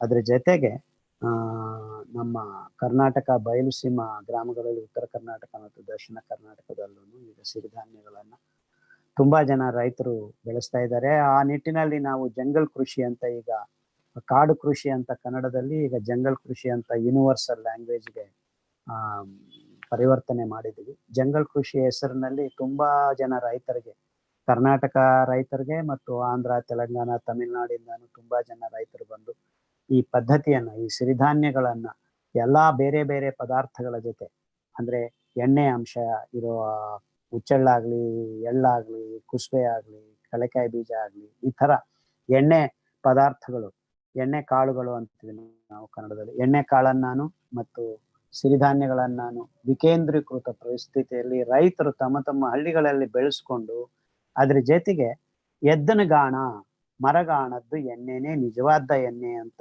ಹೇಳೋಕೆ ನಾವು ಕಳೆದ 10 ವರ್ಷದಿಂದ ಹೇಳ್ತಾ ಇದ್ವಿ. ನೀವು ಈ refined oils, it is the worst thing that human beings have done, rather these corporate companies have done. We are all drinking these refined oils. It's actually directly responsible for 30% of cancers in human beings, and 30% reason why we have buddhimandya makkalu, 30% reason for why we have nervous disorders. ಯಾಕೆ? ಮಿದುಳು, ನಮ್ಮ ಮಿದುಳು ಮಾಡಲ್ಪಟ್ಟದ್ದು ಯಾವುದರಿಂದ ಅಂದ್ರೆ ಕೊಬ್ಬಿಂದ. ಆ ಕೊಬ್ಬಿನ ಅಂಶವನ್ನ ನಾವು ಕೃತಕ ಪದಾರ್ಥಗಳಿಂದ ತುಂಬಿಕೊಂಡ್ರೆ ಎಣ್ಣೆ ಅಂತ, ನಿಜವಾದ ಎಣ್ಣೆ ಇದ್ರೆ ತಾನೇ ನಿಮ್ಮ ನರ ನಾಡಿಗಳು ಸರಿಯಾಗಿ ವೃದ್ಧಿ ಆಗೋದು, ಸರಿಯಾಗಿ ಉತ್ಪಾದನೆ ಆಗೋದು, ಸರಿಯಾಗಿ ಕಾರ್ಯಾಚರಣೆ ಮಾಡೋದು. ಸೊ ಇಷ್ಟು ಅನ್ಸೈಂಟಿಫಿಕ್ ಆಗಿ, ಅವೈಜ್ಞಾನಿಕವಾಗಿ ನಾವು ನಮ್ಮ ಬಾಯಿಗೆ ಈ ರಿಫೈನ್ಡ್ ಆಯಿಲ್ಸ್ ನ ಹಾಕೊಳ್ಳೋಕೆ ಶುರು ಮಾಡಿದ ಮೇಲೆ ಕಾಯಿಲೆಗಳು ಭರಪೂರಿತವಾಗಿ, just like flood gates open ಮಾಡಿದ ತರ ಎಲ್ಲರಿಗೂ ರೋಗಗಳು ಬರ್ತಾ ಇವೆ. ಈ ಡಾಕ್ಟರ್ಗಳು ನೋಡಿದ್ರೆ ಬನ್ನಿ ಟ್ಯಾಬ್ಲೆಟ್ ಕೊಡ್ತೀವಿ, ಇದು ಮಾಡ್ತೀವಿ, ಅದು ಮಾಡ್ತೀವಿ, ಹೆರಿಡಿಟರಿ ಲೈಫ್ ಸ್ಟೈಲ್ ಡಿಸೀಸ್ ಇದು ಅದು ಅಂತ ಸೊಳ್ಳು ಹೇಳ್ಕೊಂಡು ನಮ್ಮನ್ನೆಲ್ಲ ಭ್ರಮೆಯಲ್ಲಿ ಮುಳುಗಿಸಿ, ತಾವೇ ತಜ್ಞರು, ತಾವು ಹೇಳಿದ್ದೇ ವೇದವಾಕು ಅಂತ ಎಲ್ಲಾರನ್ನು ನಂಬಿಸಕ್ ಆಗ್ತಾ ಇಲ್ಲ ಅಂದ್ರೆ ಈ ತರ ಗವರ್ಮೆಂಟ್ ಇಂದ ಆರ್ಡರ್ಸ್ ತಗೊಂಡು ಬಂದು ನಮ್ಮನ್ನ ಆಳಕ್ಕೆ ಶುರು ಮಾಡಿ, ನಿಜವಾದ ಅರಿವನ್ನ ಮೂಡಿಸೋದು ಬಿಟ್ಟು ಗವರ್ಮೆಂಟ್ ಅವರು ರೂಲ್ಸ್ ಮಾಡಿ ಎಲ್ಲಾರು ಹಿಂಗಿರ್ರಿ ಹಂಗಿರ್ರಿ ಹೆಂಗ್ರಿ ಸಾಧ್ಯ? ನಮ್ಮ ದೇಶದಲ್ಲಿ culturally we cannot maintain social distance, we are so many people. ಹಂಗಾದ್ರೆ ಆ ಧಾರ್ವಿ ಸ್ಲಮ್ಸ್ ಅಲ್ಲಿ ಯಾರು ಜನ ಸಾಯ್ತಾ ಇಲ್ವಲ್ಲ? ಈಗ ಜನ ಸಾಯ್ತಾ ಇರೋದೆಲ್ಲ ಅಪಾರ್ಟ್ಮೆಂಟ್ಸ್ ಅಲ್ಲಿ, ಈ ತರ ದೊಡ್ಡ ದೊಡ್ಡ ದುಡ್ಡಿರೋರ್ ಜಾಗ, ಅಂದ್ರೆ ಹೆದರ್ಕೊಂಡು ಸಾಯ್ತಾ ಇದ್ದೀವಿ ಅಂತ. ಸ್ಲಮ್ ಏರಿಯಾ ಅಲ್ಲಿ ಜನ ಎಲ್ಲ ಆರಾಮಾಗಿದ್ದಾರೆ. So what nonsense are we doing? ಅರಿವು ಮೂಡಿಸ್ಕೋಬೇಕು, ನಿಜವಾದ ಆಹಾರದ ಬಗ್ಗೆ ಗಮನ ಕೊಡಬೇಕು. ಆದ್ರೆ ಸ್ಲಮ್ ಏರಿಯಾದಲ್ಲೂ ಈ ದೊಡ್ಡ ದೊಡ್ಡ ಕಾಯಿಲೆಗಳು ಬರ್ತಾ ಇದೆ ನೋಡ್ರಿ. ಡಯಾಬಿಟಿಸ್ ಇದೆ, BP ಇದೆ, ಹಾರ್ಟ್ ಅಟ್ಯಾಕ್ಸ್ ಆಗ್ತಾ ಇದೆ. ಅದಕ್ಕೆ ಯಾಕಂದ್ರೆ ಅವರು ಅದೇ ತಿಂತಾ ಇದ್ದೀರಿ, ನಾವು ಅದೇ ತಿಂತಾ ಇದ್ದೀವಿ. ಅದೇ ಎಣ್ಣೆ ಅವರು ತಗೋತಾ ಇದಾರೆ, ನಾವು ತಗೋತಾ ಇದ್ದೀವಿ.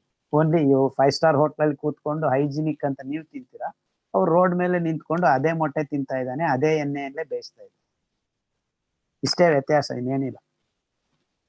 ಸೊ ತಲೆಗೆ ಹಾಕೊಳ್ರಿ ಎಲ್ಲರೂ, ನಿಮ್ ಬಾಯಿಗೆ ಏನ್ ಹೋಗ್ತಾ ಇದೆ ಅಂತ ಗಮನ ಕೊಡ್ರಿ. ಅದು ಸ್ವಚ್ಛವಾಗಿ, ಶುಭ್ರವಾಗಿ, ಸಾವಯವವಾಗಿ ನಾವು ಬೆಳೆಸಿರ್ಬೇಕು.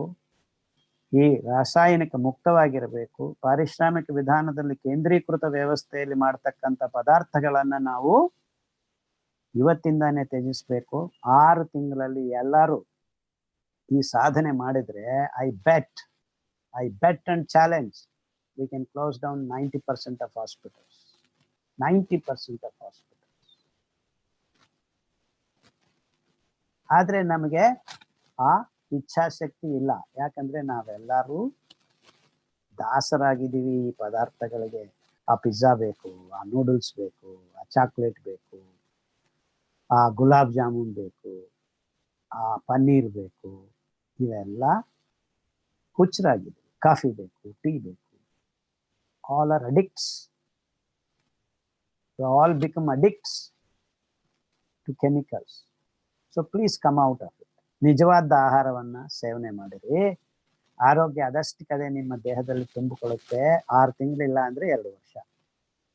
ಯಾಕಂದ್ರೆ ಇಡೀ ದೇಹದಲ್ಲಿ ಇದ್ದ ಎಲ್ಲಾ ಜೀವಕೋಶಗಳು 7 ವರ್ಷದಲ್ಲಿ ಹೊಸದಾಗಿ ಪುನಶ್ಚೇತನಗೊಂಡು ಪುನರುಜ್ಜೀವನಗೊಂಡು ಹೊಸದಾಗಿ ಉತ್ಪಾದನೆ ಆಗ್ತವೆ. All the cells in your body are going to be replaced in 7 years. Mitochondria ಅಂತ 3 ದಿವಸಕ್ಕೆ ಬದಲಾವಣೆ ಆದ್ರೆ, ಕೆಂಪು ರಕ್ತ ಕಣಗಳು 3 ತಿಂಗಳಲ್ಲಿ ಬದಲಾವಣೆ ಆದ್ರೆ,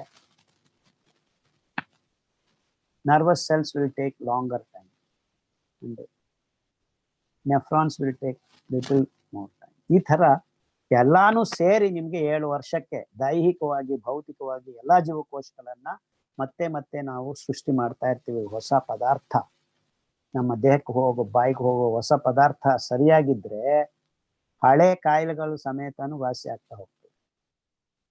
if not in 2 years, 7 years, but 2.5 years, half the time ಅಲ್ಲಿ most of the big things get set and ಸ್ವಲ್ಪ ನ್ಯೂರಾನ್ಸ್ ಸ್ವಲ್ಪ ಕೆಲವು ಅಂಶಗಳು ಟೇಕ್ ಲಾಂಗರ್.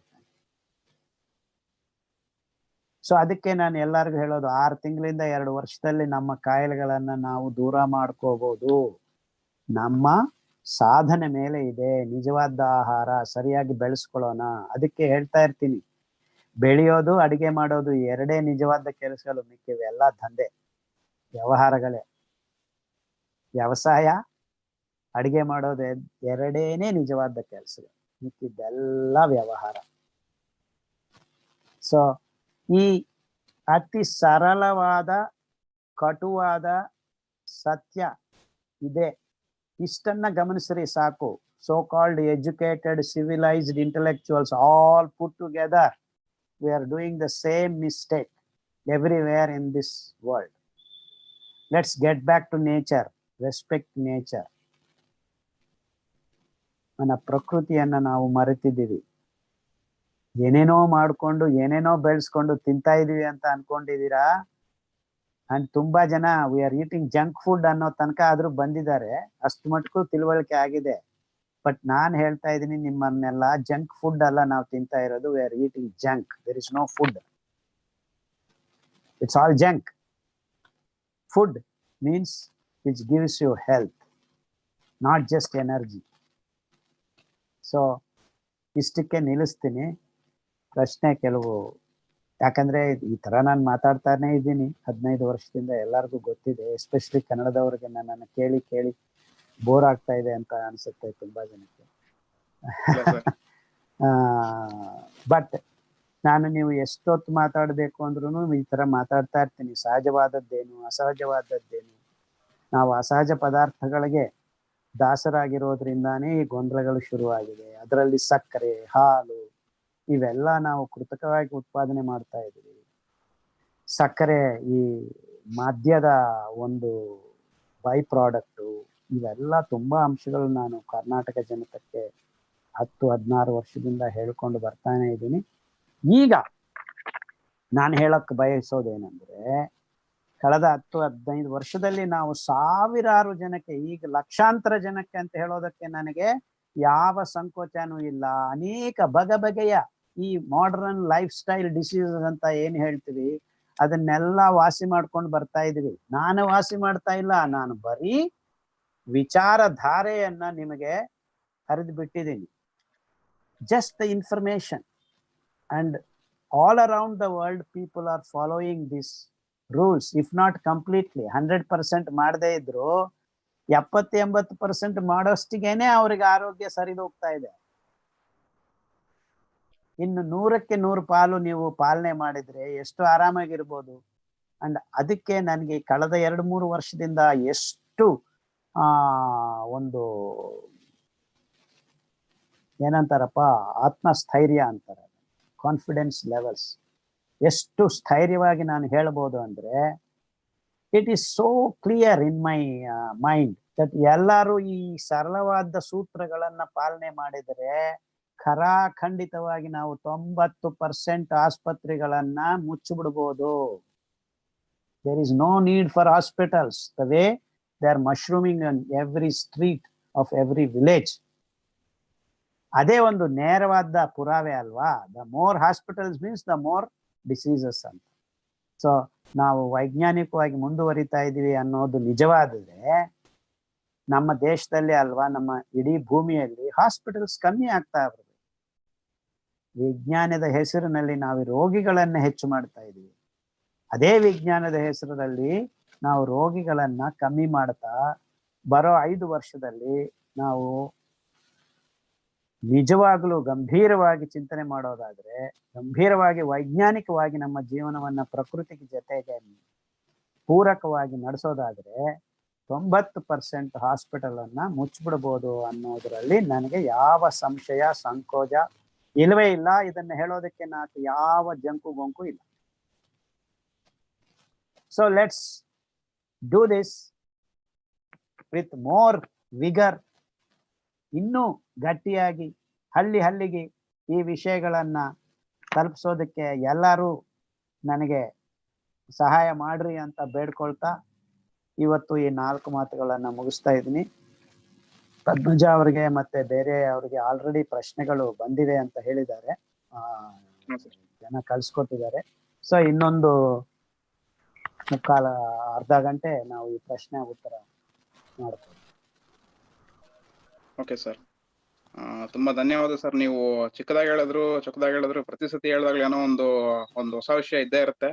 ಅದು ನಮ್ಮ ಒಂದು ಮೂವ್ಮೆಂಟ್ಗೆ ನೆಕ್ಸ್ಟ್ ಪ್ರೊಸೀಡಿಂಗ್ಸ್ ನಿಜವಾಗ್ಲೂ ಪ್ರೇರೇಪಿಸ್ತಾ ಇರುತ್ತೆ ಯಾವಾಗೂನು. ಇದಕ್ಕೆ ತುಂಬಾ ಧನ್ಯವಾದ ಸರ್. ಮತ್ತೆ ನಮ್ಮ ಪಾರ್ಟಿಸಿಪೆಂಟ್ಸ್ ಕೆಲವು ಕ್ವಶನ್ಸ್ ಕೇಳಿದ್ದಾರೆ, ನಾವು ಆಲ್ರೆಡಿ ಲಿಸ್ಟ್ ಮಾಡಿ ಇಟ್ಕೊಂಡಿದೀವಿ ಸರ್. ಪದ್ಮಜ ಮೇಡಮ್ ಅವರು ಅದನ್ನ ನಿಮ್ಮನ್ನ ಕೇಳ್ತಾರೆ. ಅದಾದ್ಮೇಲೆ ನೆಕ್ಸ್ಟ್ ಸ್ವಲ್ಪ ಕೆಲವು ಪಾರ್ಟಿಸಿಪೆಂಟ್ಸ್ ಗೆ ಒಂದು ಅವಕಾಶ ಕೊಡೋಣ ಅಂತ ಸರ್, ಡೈರೆಕ್ಟ್ ಕ್ವಶನ್ ಕೇಳೋಕೆ. ಸರ್. ಮೇಡಮ್ మీరు తీసుకోండి ma'am. Thank you Dilip sir. First question, ನಾವು ಅಕ್ಕಿ ಮತ್ತು ಗೋಧಿಯನ್ನು ಏಕೆ ತಿನ್ನಬಾರದು? ಇವುಗಳಿಗೆ ಪರ್ಯಾಯ ಯಾವುದು? ಆಕ್ಚುಲಿ ಇಂಗ್ಲಿಷ್ ಅಲ್ಲಿ ಎಲ್ಲರೂ ಆಲ್ಟರ್ನೇಟಿವ್ ಏನು ಅಂತ ಕೇಳ್ತಾ ಇದ್ದಾರೆ. ಆಲ್ಟರ್ನೇಟಿವ್ ಅಲ್ಲ ಇದು. These are native foods. 5 ಸಿರಿಧಾನ್ಯಗಳು ಏನು ನಾವು ಪಾಸಿಟಿವ್ ಗ್ರೈನ್ಸ್ ಅಂತ ಗುರುತಿಸ್ಕೊಂಡಿದ್ದೀವಿ, ಸಿರಿಧಾನ್ಯ ಅಂತ ಹೆಸರಿಟ್ಟಿದ್ದೀವಿ. ತೃಣಧಾನ್ಯ, ಕಿರುಧಾನ್ಯ ಅಂತ ಕರೆಯಲ್ಪಟ್ಟ ಈ 5 ಧಾನ್ಯಗಳನ್ನ ಆರಿಸಿಕೊಂಡು ಇವಕ್ಕೆ ಸಿರಿಧಾನ್ಯ ಅಂತ ಹೆಸರಿಟ್ಟು, ಈ ಸಿರಿಧಾನ್ಯಗಳೇ ನಿಜವಾದ ಮಾನವನ ಆಹಾರ ಅಂತ ಘಂಟಾಪಥವಾಗಿ ಘೋಷಿಸಿದ್ದೇನೆ. This is the only food that we need. ಸಂಪೂರ್ಣ ಆರೋಗ್ಯ ಸಾಧ್ಯವಾಗೋದು ಈ 5 ಧಾನ್ಯಗಳಿಂದ ಅಂತ ನಾವು ಮಾಡಿ ತೋರಿಸಿದ್ವಿ. ಯಾಕೆ? ಸಿರಿಧಾನ್ಯಗಳಲ್ಲಿ ನಾರಿನ ಅಂಶ ಮತ್ತು ಪಿಷ್ಟ ಪದಾರ್ಥದ ಒಂದು ಅನುಪಾತ ಏಕ ಸಂಖ್ಯದಲ್ಲಿ ಇರುತ್ತೆ, ಸಿಂಗಲ್ ಡಿಜಿಟ್ ಅಲ್ಲಿ. ಕೊರ್ಲೆಗೆ ಉದಾಹರಣೆಗೆ 5.5 ಬರುತ್ತೆ. 69% ಕಾರ್ಬೋಹೈಡ್ರೇಟ್ ಇದೆ, ಪಿಷ್ಟ ಪದಾರ್ಥ ಇದೆ. 12.5% ನಾರಿನ ಅಂಶ ಇದೆ. So 69.5 by 12.5 gives you 5.5. ಅದೇ ನೀವು ಅಕ್ಕಿ ಗೋಧಿ ತಗೊಂಡ್ರೆ ಅಕ್ಕಿಯಲ್ಲಿ 0.2% ನಾರಿದೆ, 79% ಪಿಷ್ಟ ಇದೆ, 395 ಬರುತ್ತೆ. ಆದ್ದರಿಂದ ಗೋಧಿ ಹತ್ರ 70 ಬರುತ್ತೆ. ಪಿಷ್ಟ ಪದಾರ್ಥ ನಾರು ಅಂಶ 1.2 ಗ್ರಾಮ್ಸ್.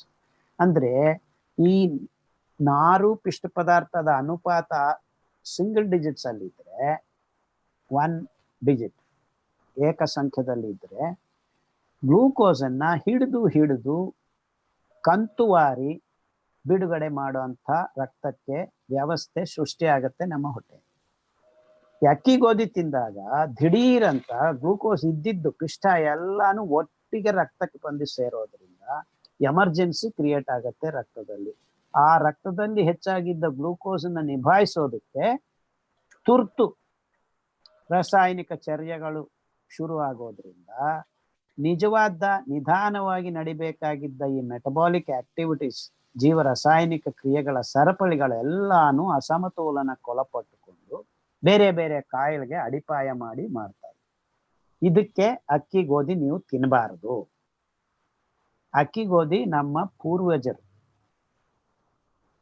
ಪುರಾತನ ಕಾಲದಿಂದ ತಿಂತಾ ಇರಲಿಲ್ಲ. ಕಳೆದ ಈ ಇಂಡಸ್ಟ್ರಿಯಲ್ ಫುಡ್ ಬಂದ ಮೇಲೇನೆ ಅಕ್ಕಿ ಗೋಧಿ ಎಲ್ಲಾರು ತಿನ್ನಂಗೆ ಆಗಿರೋದು. ನೀನು ಅಕ್ಕಿ ಇರ್ಲಿಲ್ಲ ಅಂತ ಹೇಳ್ತಾ ಇಲ್ಲ. 10,000 ವರ್ಷ ಹಿಂದೇನು ಅಕ್ಕಿ ಇತ್ತು. ಈ ಒರಜ ಸಟೈವ ಭತ್ತದ ಅಕ್ಕಿ ಇತ್ತು, ಇಲ್ಲ ಅಂತ ಅಲ್ಲ. ಎಲ್ಲಿತ್ತು?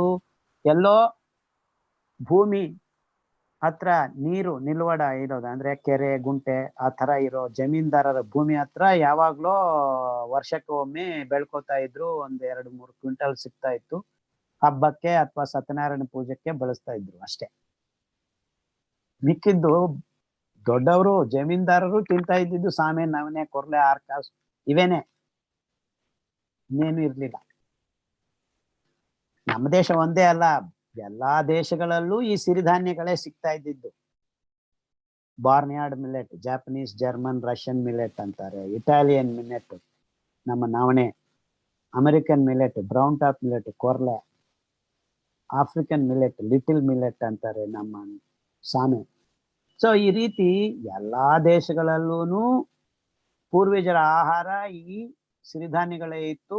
ಇದನ್ನ ಟೆಕ್ನಿಕಲ್ ಆಗಿ C4 ಫುಡ್ಸ್ ಅಂತಾರೆ. And that is another biggest advantage we have. C4 ಫುಡ್ಸ್ಗೆ ನೀರ್ ಬೇಕಾಗಿಲ್ಲ. ತೆನೆ ಕಟ್ಟುವಾಗ, ತೆನೆ ಕಟ್ಟಿ ಗಟ್ಟಿ ಬೀಜ, ಗಟ್ಟಿ ಧಾನ್ಯ ರೆಡಿ ಆಗೋವಾಗ ನೀರಿನ ಅಂಶ ಬೇಕಾಗಿಲ್ಲ. ಅದೇ ಈ C3 ಫುಡ್ಸ್ ಅಕ್ಕಿ ಗೋಧಿಗೆ ನೀರು ಅಂಶ ಹೆಚ್ಚಾದ್ರೆ ಅದು ಹೆಚ್ಚು ಇಳುವರಿ ಕೊಡುತ್ತೆ. ಹಂಗೇನೆ ಈಗ ಡ್ಯಾಮ್ ಕಟ್ಟಿ ನೀರು ಕಟ್ಟಿ ಗೊಬ್ಬರ ಹಾಕಿ ಪೆಸ್ಟಿಸೈಡ್ಸ್ ಹಾಕಿ ಹೆಚ್ಚು ಮಾಡ್ತಾ ಇದೀವಿ ಅಂತ ಗ್ರೀನ್ ರೆವಲ್ಯೂಷನ್ ಹೆಸರು ಹೇಳ್ಕೊಂಡು ಎಲ್ಲಾ ಕೆಮಿಕಲ್ಸ್ ನಿಮ್ಮ ಬಾಯಿಗೆ, ನಿಮ್ಮ ಮಕ್ಕಳ ಬಾಯಿಗೆ ಹೋಗಂಗ ಮಾಡ್ತಾ ಇರೋದು. ಸಿಂಪಲ್ ಆಗಿ ಯಾಕೆ ಅಕ್ಕಿ ಗೋಧಿ ತಿನ್ನಬಾರ್ದು, ಯಾಕೆ ಸಕ್ಕರೆ ತಿನ್ನಬಾರ್ದು ಅಂದ್ರೆ ಇಷ್ಟೇ ಕಾರಣ, ಇನ್ನೇನು ಇಲ್ಲ. Very simple. ಇದು ವೈಜ್ಞಾನಿಕವಾಗಿ ಹೇಳೋದು ಒಂದು ಕಡೆ ಆದ್ರೆ, ನಿಮಗೆ ಇಷ್ಟು ಸರಳವಾಗಿ ನಾನು ಹೇಳ್ಕೊಡ್ತಾ ಇದ್ದೀನಿ. ಅಕ್ಕಿ ಗೋಧಿ ತಿನ್ನೋದ್ರಿಂದ ರೋಗಕ್ಕೆ ಮೂಲಭೂತವಾಗಿ ನೀವು ಅಡಿಪಾಯ ಹಾಕಿ ಕೊಡ್ತಾ ಇದ್ದೀರಾ. ಇವತ್ತಿಲ್ಲ ನಾಳೆ, ನಾಳೆಯಿಂದ ನಾಡಿದ್ದು. ಎಷ್ಟು ಮೋಸ ಆಗಿದೆ ಅಂದ್ರೆ, ನಾಡಿದ್ದಂದ್ರೆ ನಿಮ್ಮ ಹುಟ್ಟೋ ಮಗುನೇ ಬುದ್ಧಿಮಾಂದ್ಯರಾಗಿ ಹುಟ್ಟುತ್ತಾ ಇದ್ದಾರೆ. ಇನ್ನೊಂದಿಷ್ಟು ಕಾರಣಗಳು ಅದಕ್ಕೂ ಸೇರ್ಕೊಂಡು. ಅಷ್ಟೇ ಅಲ್ಲ, ಈಗ ಹೃದಯದಲ್ಲಿ ರಂಧ್ರ ಮಾಡಿಕೊಂಡು ಬರ್ತಕ್ಕಂಥ ಮಕ್ಕಳು ಈಗ 100ಕ್ಕೆ 8 ಜನ ಆಗಿದ್ದಾರೆ ಕಳೆದ 10 ವರ್ಷ. ಇನ್ನು ಇಷ್ಟಕ್ಕಿಂತ ಏನ್ ಬೇಕಪ್ಪ ನಿಮ್ಗೆ ಪುರಾವೆಗಳು? ಅಕ್ಕಿ ಗೋಧಿ ತಿನ್ನಬಾರದು ಅಂತ ಹೇಳೋದಕ್ಕೆ. ಆ glucose, flooding of glucose in your blood is happening, don't do that ಅಂತ ಹೇಳ್ತಾ ಇದ್ದೀನಿ. ಪರ್ಯಾಯವಾಗಿ ಅಲ್ಲ, ನಿಜವಾದ ಆಹಾರ ನಮ್ಮದು ಸುಖವಾದ ಆಹಾರ, ಆರೋಗ್ಯಕರವಾದ ಆಹಾರ ಮತ್ತು ಪರ್ಯಾವರಣಕ್ಕೆ ಪೂರಕವಾಗಿ, ಅಂದ್ರೆ ನೀರಿನ ಕೊರತೆಯನ್ನ ನೀಗಿಸ್ಕೋಬೇಕು ಇನ್ನು ಮುಂದೆ ಬರೋ ದಿವಸಗಳಲ್ಲಿ. ಅಂದ್ರೆ ನಾವೆಲ್ಲರೂ ಸಿರಿಧಾನ್ಯಗಳನ್ನ ಮೂಲ ಆಹಾರವಾಗಿ ಒಪ್ಪಿಕೊಂಡ್ರೆ ಯಾವ ಗೊಂದಲನೂ ಇರಲ್ಲ. ಇಲ್ಲ ಅಂದ್ರೆ ಅಕ್ಕಿ ಗೋಧಿ ನಿಮ್ಗೆ ಬೆಳೆಯಕ್ ಆಗೋದಿಲ್ಲ ಇನ್ನೊಂದು 10 ವರ್ಷಗಳಲ್ಲಿ. ಆಹಾರ ಸುಭದ್ರತೆ ಬೇಕು. If you want food security, there is the only way. ಸಿರಿಧಾನ್ಯ ರಹದಾರಿ ಮಾತ್ರನೇ ಬಿಟ್ಟಿರೋದು ನಿಮಗೆ. ಸೊ ಆ ರಹದಾರಿನ ನಾವು ಹಾಕಿ ಕೊಟ್ಟಿದ್ವಿ, ಇನ್ನು ಮುಂದಕ್ಕೆ ತಗೊಂಡೋಗೋದು ನಿಮ್ಮ ಯಂಗ್ ಜನರೇಷನ್ ಜವಾಬ್ದಾರಿ. ಸೊ ಇನ್ನೇನು ಆನ್ಸರ್ ಇನ್ನು ಸಾಕಾ? ಇನ್ನು ಹೇಳ್ಬೇಕಾ? ಸಾಕು ಸರ್, ಅರ್ಥ ಆಗುವಂಗೆ ಹೇಳಿದ್ದೀರಾ. ನೆಕ್ಸ್ಟ್, ತಿಂಡಿಗಳು, ಚಟ್ನಿ, ಪಲ್ಯ, ಕರಿದ ಪದಾರ್ಥಗಳು, ಉಪ್ಪಿನಕಾಯಿ, ಸ್ನಾಕ್ಸ್ ಗಳಿಗೆ ರಿಫೈನ್ಡ್ ಆಯಿಲ್ ಅನ್ನು ಬಳಸಬಹುದೇ? ಇಲ್ಲವಾದಲ್ಲಿ ಏನ್ ಬಳಸಬೇಕು? ಇವುಗಳಿಗೆ ರಿಫೈನ್ಡ್ ಆಯಿಲ್ ಯಾವುದಕ್ಕೂ ಬಳಸಬಾರ್ದು. ಇನ್ನು ಉಪ್ಪಿನಕಾಯಿ, ಅದ್ಭುತವಾದ ಉಪ್ಪಿನಕಾಯಿಗಂತೂ ನೀವು ಎದ್ದುಗಾಣದ್ದೆಣ್ಣೆನೆ ಬಳಸ್ಬೇಕು. Refined oils, please throw away. It is a diesel products. ಅವನ್ನೆಲ್ಲ ತುಂಬಿಸಿ ಪ್ಲಾಸ್ಟಿಕ್ ಚೀಲಗಳಲ್ಲಿ ಆ ಪ್ಲಾಸ್ಟಿಕ್ ನ್ಯಾನೋ ಪಾರ್ಟಿಕಲ್ಸ್ ಎಲ್ಲ ಕೆಮಿಕಲ್ಸ್ ನಿಮ್ ಬಾಯಿಗೆ ಹೋಗ್ತಾ ಇದೆ, ನಿಮ್ ಮಕ್ಕಳ ಬಾಯಿಗೆ ಹೋಗ್ತಾ ಇದೆ. ಪ್ಲೀಸ್, ವಿತ್ ಫೋಲ್ಡೆಡ್ ಹ್ಯಾಂಡ್ಸ್, ಕೈ ಮುಗಿದು ನಿಮ್ಮನ್ನ ಬೇಡ್ಕೋತೀನಿ, ಎದ್ದುಗಾಣದ ಮರಗಾಣದ ಎಣ್ಣೆಗಳಿಗೆ ನಿಮ್ಮ ಮುಖವನ್ನ ತೋರಿ, ನಿಮ್ಮ ಒಲವನ್ನ ತೋರಿಸಿ, ನಿಮ್ಮ ಮನಸ್ಸನ್ನ ಆ ಕಡೆಗೆ ಗಮನ ಕೊಡಿ. ಅದು ಮಾಡೋದ್ರಿಂದ, ತಿನ್ನೋದ್ರಿಂದ ನಮ್ಮ ಎದ್ದುಗಳು ಉಳಿತವೆ, ನಮ್ಮ ಹಸುಗಳು ಉಳಿತವೆ, ನಮ್ಮ ಗ್ರಾಮಗಳು ಉಳಿತವೆ, ನಮ್ಮ ರೈತರು ಉಳಿತಾರೆ. ನೀವೆಲ್ಲರೂ ಈ ರಿಫೈನ್ಡ್ ಆಯಿಲ್ 100 ರೂಪಾಯಿ, 60 ರೂಪಾಯಿ, 90 ರೂಪಾಯಿಗೆ ಬರುತ್ತೆ ಅಂತ ಚೀಪ್ ಮೆಟೀರಿಯಲ್ ತಗೊಂಡು ಅದು ಒಳ್ಳೇದು ಅನ್ಕೊಂಡಿದ್ದೀರಾ? ನಿಜವಾದ ಎಣ್ಣೆ ನಿಮಗೆ 4 ರಿಂದ 8 kg ಒತ್ತಿದ್ರೆ 1 ಲೀಟರ್ ಬರೋದು. ಸೊ ಎಣ್ಣೆಗಳಿಗೂ ಸ್ವಲ್ಪ ದುಡ್ಡು ಜಾಸ್ತಿ ಇರುತ್ತೆ. ಸ್ವಲ್ಪ ಬುದ್ಧಿ ಬಳಸ್ರಿ. ಇವೆಲ್ಲ ನಿಮಗೆ ಎಷ್ಟೋ ಸತಿ ಎಷ್ಟೋ ಪ್ಲಾಟ್ಫಾರ್ಮ್ಸ್ ಅಲ್ಲಿ ಬಿಡಿಸಿ ಹೇಳಿದ್ದೀನಿ. ಸೊ ನೀವು ದಿವಸ ಬೋಂಡಾ ಬಜ್ಜಿ ತಿನ್ನಕ್ ಹೋಗ್ಬೇಡಿ. 45 ವರ್ಷ ದಾಟಿದ ಮೇಲೆ ವಾರಕ್ಕೊಮ್ಮೆ ತಿನ್ರಿ. 20 ರಿಂದ 45 ವರ್ಷ ಆದ್ರೆ ವಾರಕ್ಕೆ 2 ಸತಿ ತಿನ್ರಿ. ಇನ್ನು ಚಿಕ್ಕ ಮಕ್ಳಾದ್ರೆ ದಿವಸ ತಿಂದ್ರು ತೊಂದ್ರೆ ಇಲ್ಲ. ಎಣ್ಣೆ ಒಳ್ಳೇದು, ಬಟ್ ಒಳ್ಳೆ ಎಣ್ಣೆ ಬೇಕು. ಎಣ್ಣೆ ಒಳ್ಳೇದು ಅಂತ ರಿಫೈನ್ಡ್ ಆಯಿಲ್ಸ್ ತಿನ್ನಕ್ ಹೋಗ್ಬೇಡ. ನಿಜವಾದ ಎಣ್ಣೆ, ಒಳ್ಳೆ ಎಣ್ಣೆ ಎದ್ದುಗಾಣದ್ದು ಮರಗಾಣದಲ್ಲಿ. ಬಟ್ ಈ ನಡುವೆ ಒಂದು ಹೊಸ ಸ್ಟಂಟ್ ಶುರು ಆಗಿದೆ, trend. We are doing using wooden oils ಅಂತ ಮಿಷಿನ್ ಹಾಕಿ ಬುರ್ರ ಅಂತ ತಿರುಗಿಸ್ತಾ ಇದ್ದಾರೆ. ಕೋಲ್ಡ್ ಪ್ರೆಸ್ ಅಂತ ಹೆಸರು ಇಟ್ಕೊಂಡಿದ್ದಾರೆ. ಅವೆಲ್ಲ nonsense. They are all bogus things. The real thing is ನಮ್ಮ ಎದ್ದು ಗಾಣ ಬಳಸಿ ರೈತರು ಹಳ್ಳಿಗಳಲ್ಲಿ, ಎಲ್ಲಾ ಹಳ್ಳಿಗಳಲ್ಲಿ ಗಾಣ ಇತ್ತು, ಅದಕ್ಕೆ ಆರಾಮಾಗಿದ್ರು ಜನ. ಈಗ ಅವರು ಅದನ್ನೆಲ್ಲ ಮುಚ್ಚಿಬಿಟ್ಟಿದ್ದಾರೆ. ಈ ಕಂಪನಿಗಳು ಬಂದು ಅದನ್ನೆಲ್ಲ ಮುಚ್ಚಿಬಿಟ್ಟು ಆ ಹಳ್ಳಿ ಜನರು ಈ ರಿಫೈನ್ಡ್ ಆಯಿಲ್ಸ್ ತಗೊಳಕ್ ಶುರು ಮಾಡಿ ಹಾಳಾಗ್ಬಿಟ್ಟಿದೆ. ಆರೋಗ್ಯ ಹಾಳಾಗಿದೆ, ಅತಂತ್ರ ಆಗ್ಬಿಟ್ಟಿದೆ ಎಲ್ಲಾನು. There economics is completely ruin because there is nothing that they can earn money with. So ಮುಂಚೆ ಆಯಿಲ್ಸ್ ಇತ್ತು, ಸಿರಿಧಾನ್ಯ ಇತ್ತು, ಎಣ್ಣೆ ಕಾಳು ಇತ್ತು, ಅಲಸಂದಿ ಕಾಳು, ಹೆಸರು ಕಾಳು, ಇವೆಲ್ಲ ಮರ್ತು ಬಿಟ್ಟಿದ್ದಾರೆ. ಬೆಳೆಯೋದು ಮರ್ತು ಬಿಟ್ಟಿದ್ದಾರೆ, ತಿನ್ನೋದು ಮರ್ತು. ಅವ್ರಿಗೂ ಪಿಜ್ಜಾ ಬೇಕು, ಬರ್ಗರ್ ಬೇಕು, ನೂಡಲ್ಸ್ ಬೇಕು ಅಂತ ಕೂತಿದ್ದಾರೆ ಹಳ್ಳಿ. ನನಗಂತೂ ಹುಚ್ಚಿಡ್ದಿದೆ. ಎಲ್ಲಾ ಹಳ್ಳಿಗಳು ಓಡಾಡಿ ಹೆಂಗಪ್ಪ ಇವ್ರನ್ನೆಲ್ಲ ಸುಧಾರಿಸೋದು. ಸೊ ನಾವು ನಗರವಾಸಿಗಳು, ಸೋ ಕಾಲ್ಡ್ ಎಜುಕೇಟೆಡ್ ಫೆಲೋಸ್, ಇದನ್ನ ಬಗ್ಗೆ ಮಾತಾಡಿ ಇದನ್ನ ತಿಂದು ಆರೋಗ್ಯವಾಗಿದ್ದು ನೋಡಿದ್ರೆ ಅವರು ಬದಲಾವಣೆ ಆಗ್ತಾರೆ ಅಂತ ನನಗೆ ಈಗ ಇಷ್ಟು ಓಡಾಡಿದ್ಮೇಲೆ 20 ವರ್ಷ ಆದ್ಮೇಲೆ ನನಗೆ ಜ್ಞಾನೋದಯ. ಮುಂಚೆ ಹಳ್ಳಿಗಳಲ್ಲಿ ಓಡಾಡಿ ಹೇಳ್ತಾ ಇದ್ದೆ, ಅವ್ರು ಯಾರು ಕೇಳಿಸ್ಕೊತಾನೆ ಇರ್ಲಿ. ಆಮೇಲೆ ಒಂದು 10 ವರ್ಷ ಆದ್ಮೇಲೆ ಬದಲಾವಣೆ ಮಾಡ್ಕೊಂಡು ನಾನೀಗ ದೊಡ್ಡ ಸಿಟಿಗಳಲ್ಲಿ ಹೇಳೋಕ್ ಶುರು ಮಾಡಿದ ಮೇಲೆ ನಿಜವಾದ ಬದಲಾವಣೆ ಶುರು ಆಗಿದೆ. ಯಾಕಂದ್ರೆ ಈಗ ನೋಡಿದೆ, ಇನ್ನೊಂದು ಉದಾಹರಣೆ ಹೇಳ್ತೀನಿ. ನಾನು ಅಮೆರಿಕಾಗ್ ಹೋಗಿ ಹೇಳಿ ಬಂದ ಮೇಲೆ ಇಲ್ಲಿ ಸಿಟಿಗಳಲ್ಲಿ ಹೆಚ್ಚಾಗಿ ಜನ ನೋಡ್ತಾ ಇದ್ದಾರೆ. ಅಂದ್ರೆ we are always blindly following this western thought process. ಈಗ ಅಲ್ಲಿ ಅಮೆರಿಕಾದಿಂದ ಯಾರೋ ಫೋನ್ ಮಾಡಿ ಸಿರಿಧಾನ್ಯ ತಿಂದ್ರೆ ನಿನ್ಗೆ ಒಳ್ಳೇದಾಗತ್ತೆ ಅಂತ ಹೇಳಿದ್ರೆ ಇಲ್ಲಿ ಸಿಟಿಯಲ್ಲಿ ಬದಲಾವಣೆಗಳ ಮಾಡ್ಕೊತಾರೆ. So stupid we have become. Because we are following stupid people, we have become idiots. ಯಾಕಂದ್ರೆ ಅಮೆರಿಕಾದಲ್ಲಿ ಬ್ರೌನ್ ಟಾಪ್ ಮಿಲ್ಲೆಟ್ ಈಗಲೂ ಟನ್ ಗಟ್ಟಲೆ ಎಷ್ಟೊಂದು ಬೆಳೀತಾ ಇದ್ದಾರೆ. ಆದ್ರೆ ಅವರು ಅದು ಬರ್ಡ್ ಫೀಡ್ ಅಂತ ಅದನ್ನ ಬಳಸ್ತಾ ಇಲ್ಲ, ಅವರು ಗೋಧಿ ತಿಂದು ಹಾಳಾಗ್ತಾ ಇದೆ. ಸೊ ನಾವು ಅವ್ರನ್ನ ಕಾಪಿ ಮಾಡ್ತಾ ಇದ್ವಿ ಅಂದ್ರೆ ಆರ್ ವಿ ನಾಟ್ ಸ್ಟುಪಿಡ್? ಅಷ್ಟು ಅದ್ಭುತವಾದ ಆಹಾರ ಪದಾರ್ಥ ಅದು ಕೊರ್ಲೆ. ಅದನ್ನ ಬಿಟ್ಟು ನಾವು ಈ ಗೋಧಿ ಭತ್ತದ ಅಕ್ಕಿ ತಿಂತಾ ಇದೀವಿ. ವೈಜ್ಞಾನಿಕವಾಗಿ it is way way way way way ahead of all these nonsense grains.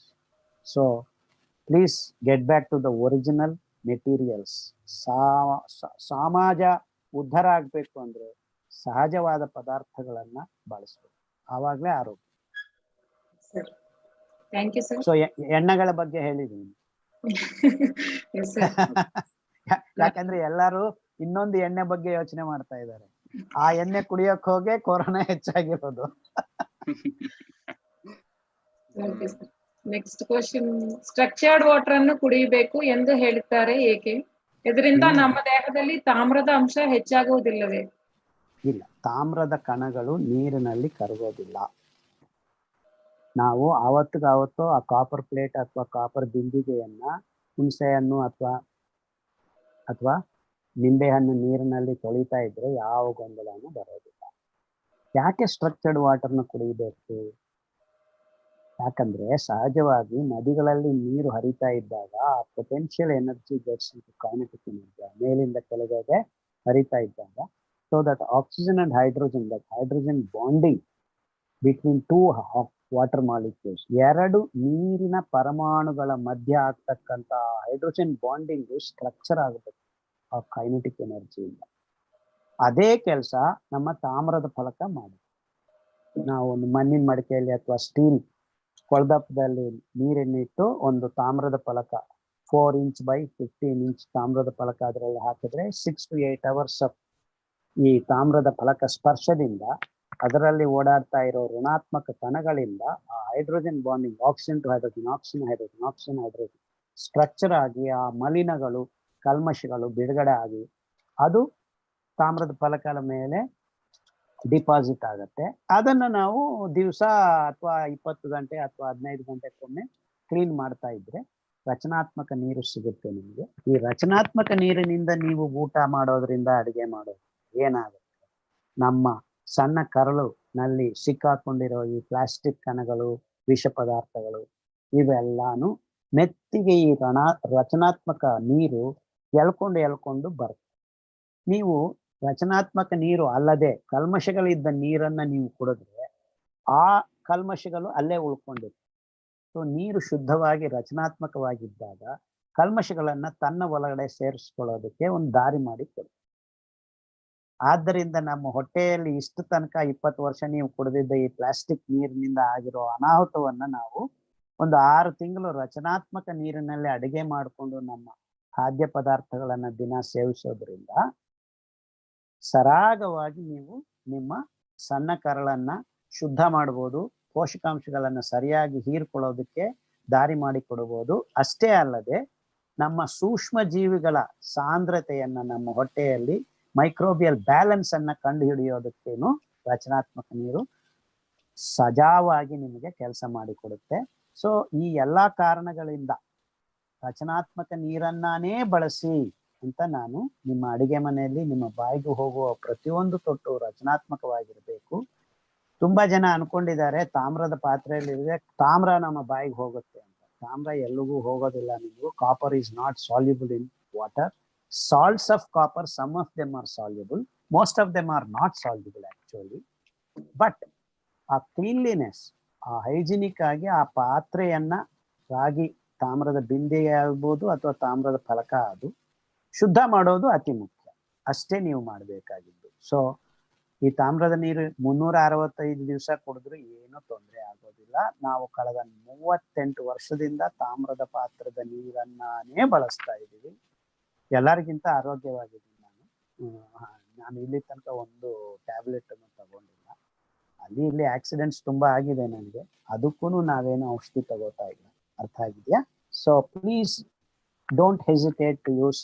ಇದು ನಾನು ಹೇಳಿದ್ದಲ್ಲ, ನಮ್ಮ ಪೂರ್ವಜರ ಅನಾದಿ ಕಾಲದಿಂದ ನಮ್ಮ ಸಾಧು ಸಂತರು ತಾಮ್ರದ ಚಂಬು ಇಟ್ಕೊಳ್ದೇನೆ ಪ್ರಯಾಣ ಮಾಡ್ತಾ ಇದ್ದಿದ್ದು. ಎಲ್ಲಿ ಬೇಕಾದ್ರೂ ಅದೇ ನೀರು ಬಳಸ್ತಾ ಇದ್ದಿದ್ದು. So the real scientific way of drinking water is after showing it to the copper plate.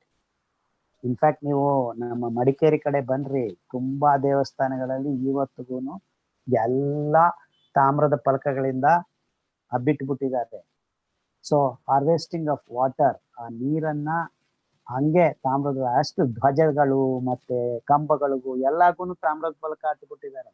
ಯಾಕಂದ್ರೆ ತಾಮ್ರದ ಫಲಕದ ಮೇಲೆ ಓಡಾಡ್ತಾ ಇರೋ ಈ ಋಣಾತ್ಮಕ ಕಣಗಳು, ವೈರಾಣುಗಳನ್ನಾನು ಸೂಕ್ಷ್ಮ ಜೀವಿಗಳನ್ನಾನು within 30 minutes they kill. The best way to get rid of viruses, there is no other technology in the world as efficient as this. Show it to the copper plate, you are done. No virus at all.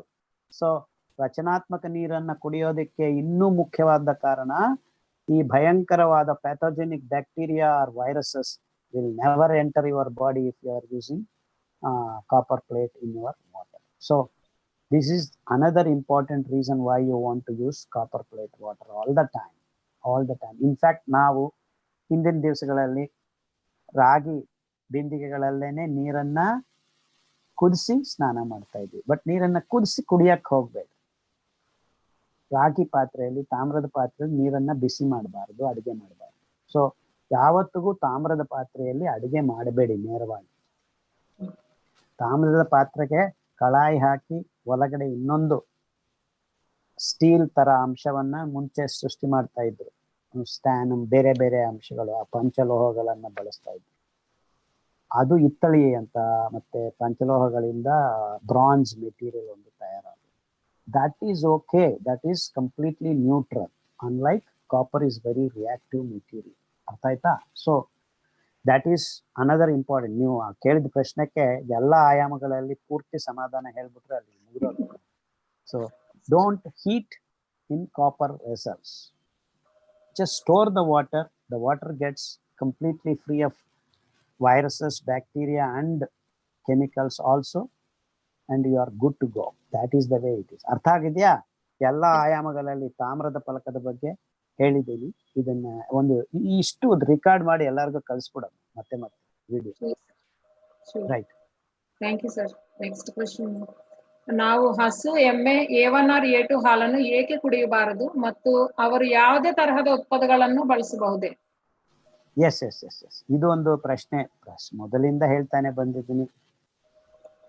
ನಮ್ಮ ಕೃಷ್ಣಯ್ಯ ಬೆಣ್ಣೆ ಕದ್ದಿದ್ದಾನೆ, ಹಾಲು ಕದ್ದಿಲ್ಲ ಅಂತಾನು ತಮಾಷೆಯಾಗಿ ಹೇಳಿ ಶುರು ಮಾಡ್ತಿದ್ವಿ. ಬೆಣ್ಣೆ ತಿನ್ಬೋದು ಅನ್ನೋದು ಇದರಿಂದ ಅರ್ಥ ಆಗುತ್ತೆ. ಯಾಕಂದ್ರೆ ಇಡೀ ಪ್ರಪಂಚದಲ್ಲಿ ಮಾಂಸಾಹಾರ ಸಸ್ಯಾಹಾರ ಆಗೋದು, ಸಸ್ಯಾಹಾರ ಮಾಂಸಾಹಾರ ಆಗೋದು ಸೂಕ್ಷ್ಮ ಜೀವಿಗಳ ಸಕಾರಾತ್ಮಕ ಕ್ರಿಯೆಗಳಿಂದ. ಅಂದ್ರೆ ನಾನು ಈಗಾಗಲೇ ನಿಮಗೆ ಅಂಬಲಿ ಬಗ್ಗೆ ಹೇಳಿದ್ದೀನಿ. ನಮ್ಮ ಹೊಟ್ಟೆಯಲ್ಲಿ ವಿಟಮಿನ್ B12 ತಯಾರಾಗೋದು ಮೈಕ್ರೋಬ್ಸ್ ಇಂದ. ಅಂದ್ರೆ ತುಂಬಾ ಜನ ವಿಟಮಿನ್ B12ಗೋಸ್ಕರ ಮೀನ್ ತಿನ್ನಿ, ಮೊಟ್ಟೆ ತಿನ್ನಿ, ಇದು ತಿನ್ನಿ ಅಂದ್ರೆ ಅವು ತಮ್ಮ ತರಾನೇ ನಮ್ಮ ತರಾನೇ ಮೈಕ್ರೋಬ್ಸ್ ನ ಬಳಸಿ ವಿಟಮಿನ್ B12 ಅನ್ನ ರೆಡಿ ಮಾಡಿಕೊಂಡು ಯಕೃತಿನಲ್ಲಿ ಸ್ಟೋರ್ ಮಾಡ್ಕೊಳ್ತವೆ. ಅಥವಾ ಮೊಟ್ಟೆ ಆದ್ರೆ ಆ ಎಲ್ಲೋ ಅದರಲ್ಲಿ ಇರುತ್ತೆ, ಆ ಥರದ್ದೆಲ್ಲ. ಕೆಲವು ಜೀವಿಗಳು ಇನ್ನೊಂದ್ ಕಡೆ ಏನೋ ಮಾಡ್ತಾ ಇರ್ತವೆ. But all the animals on this planet depend for vitamin B12 on microbes.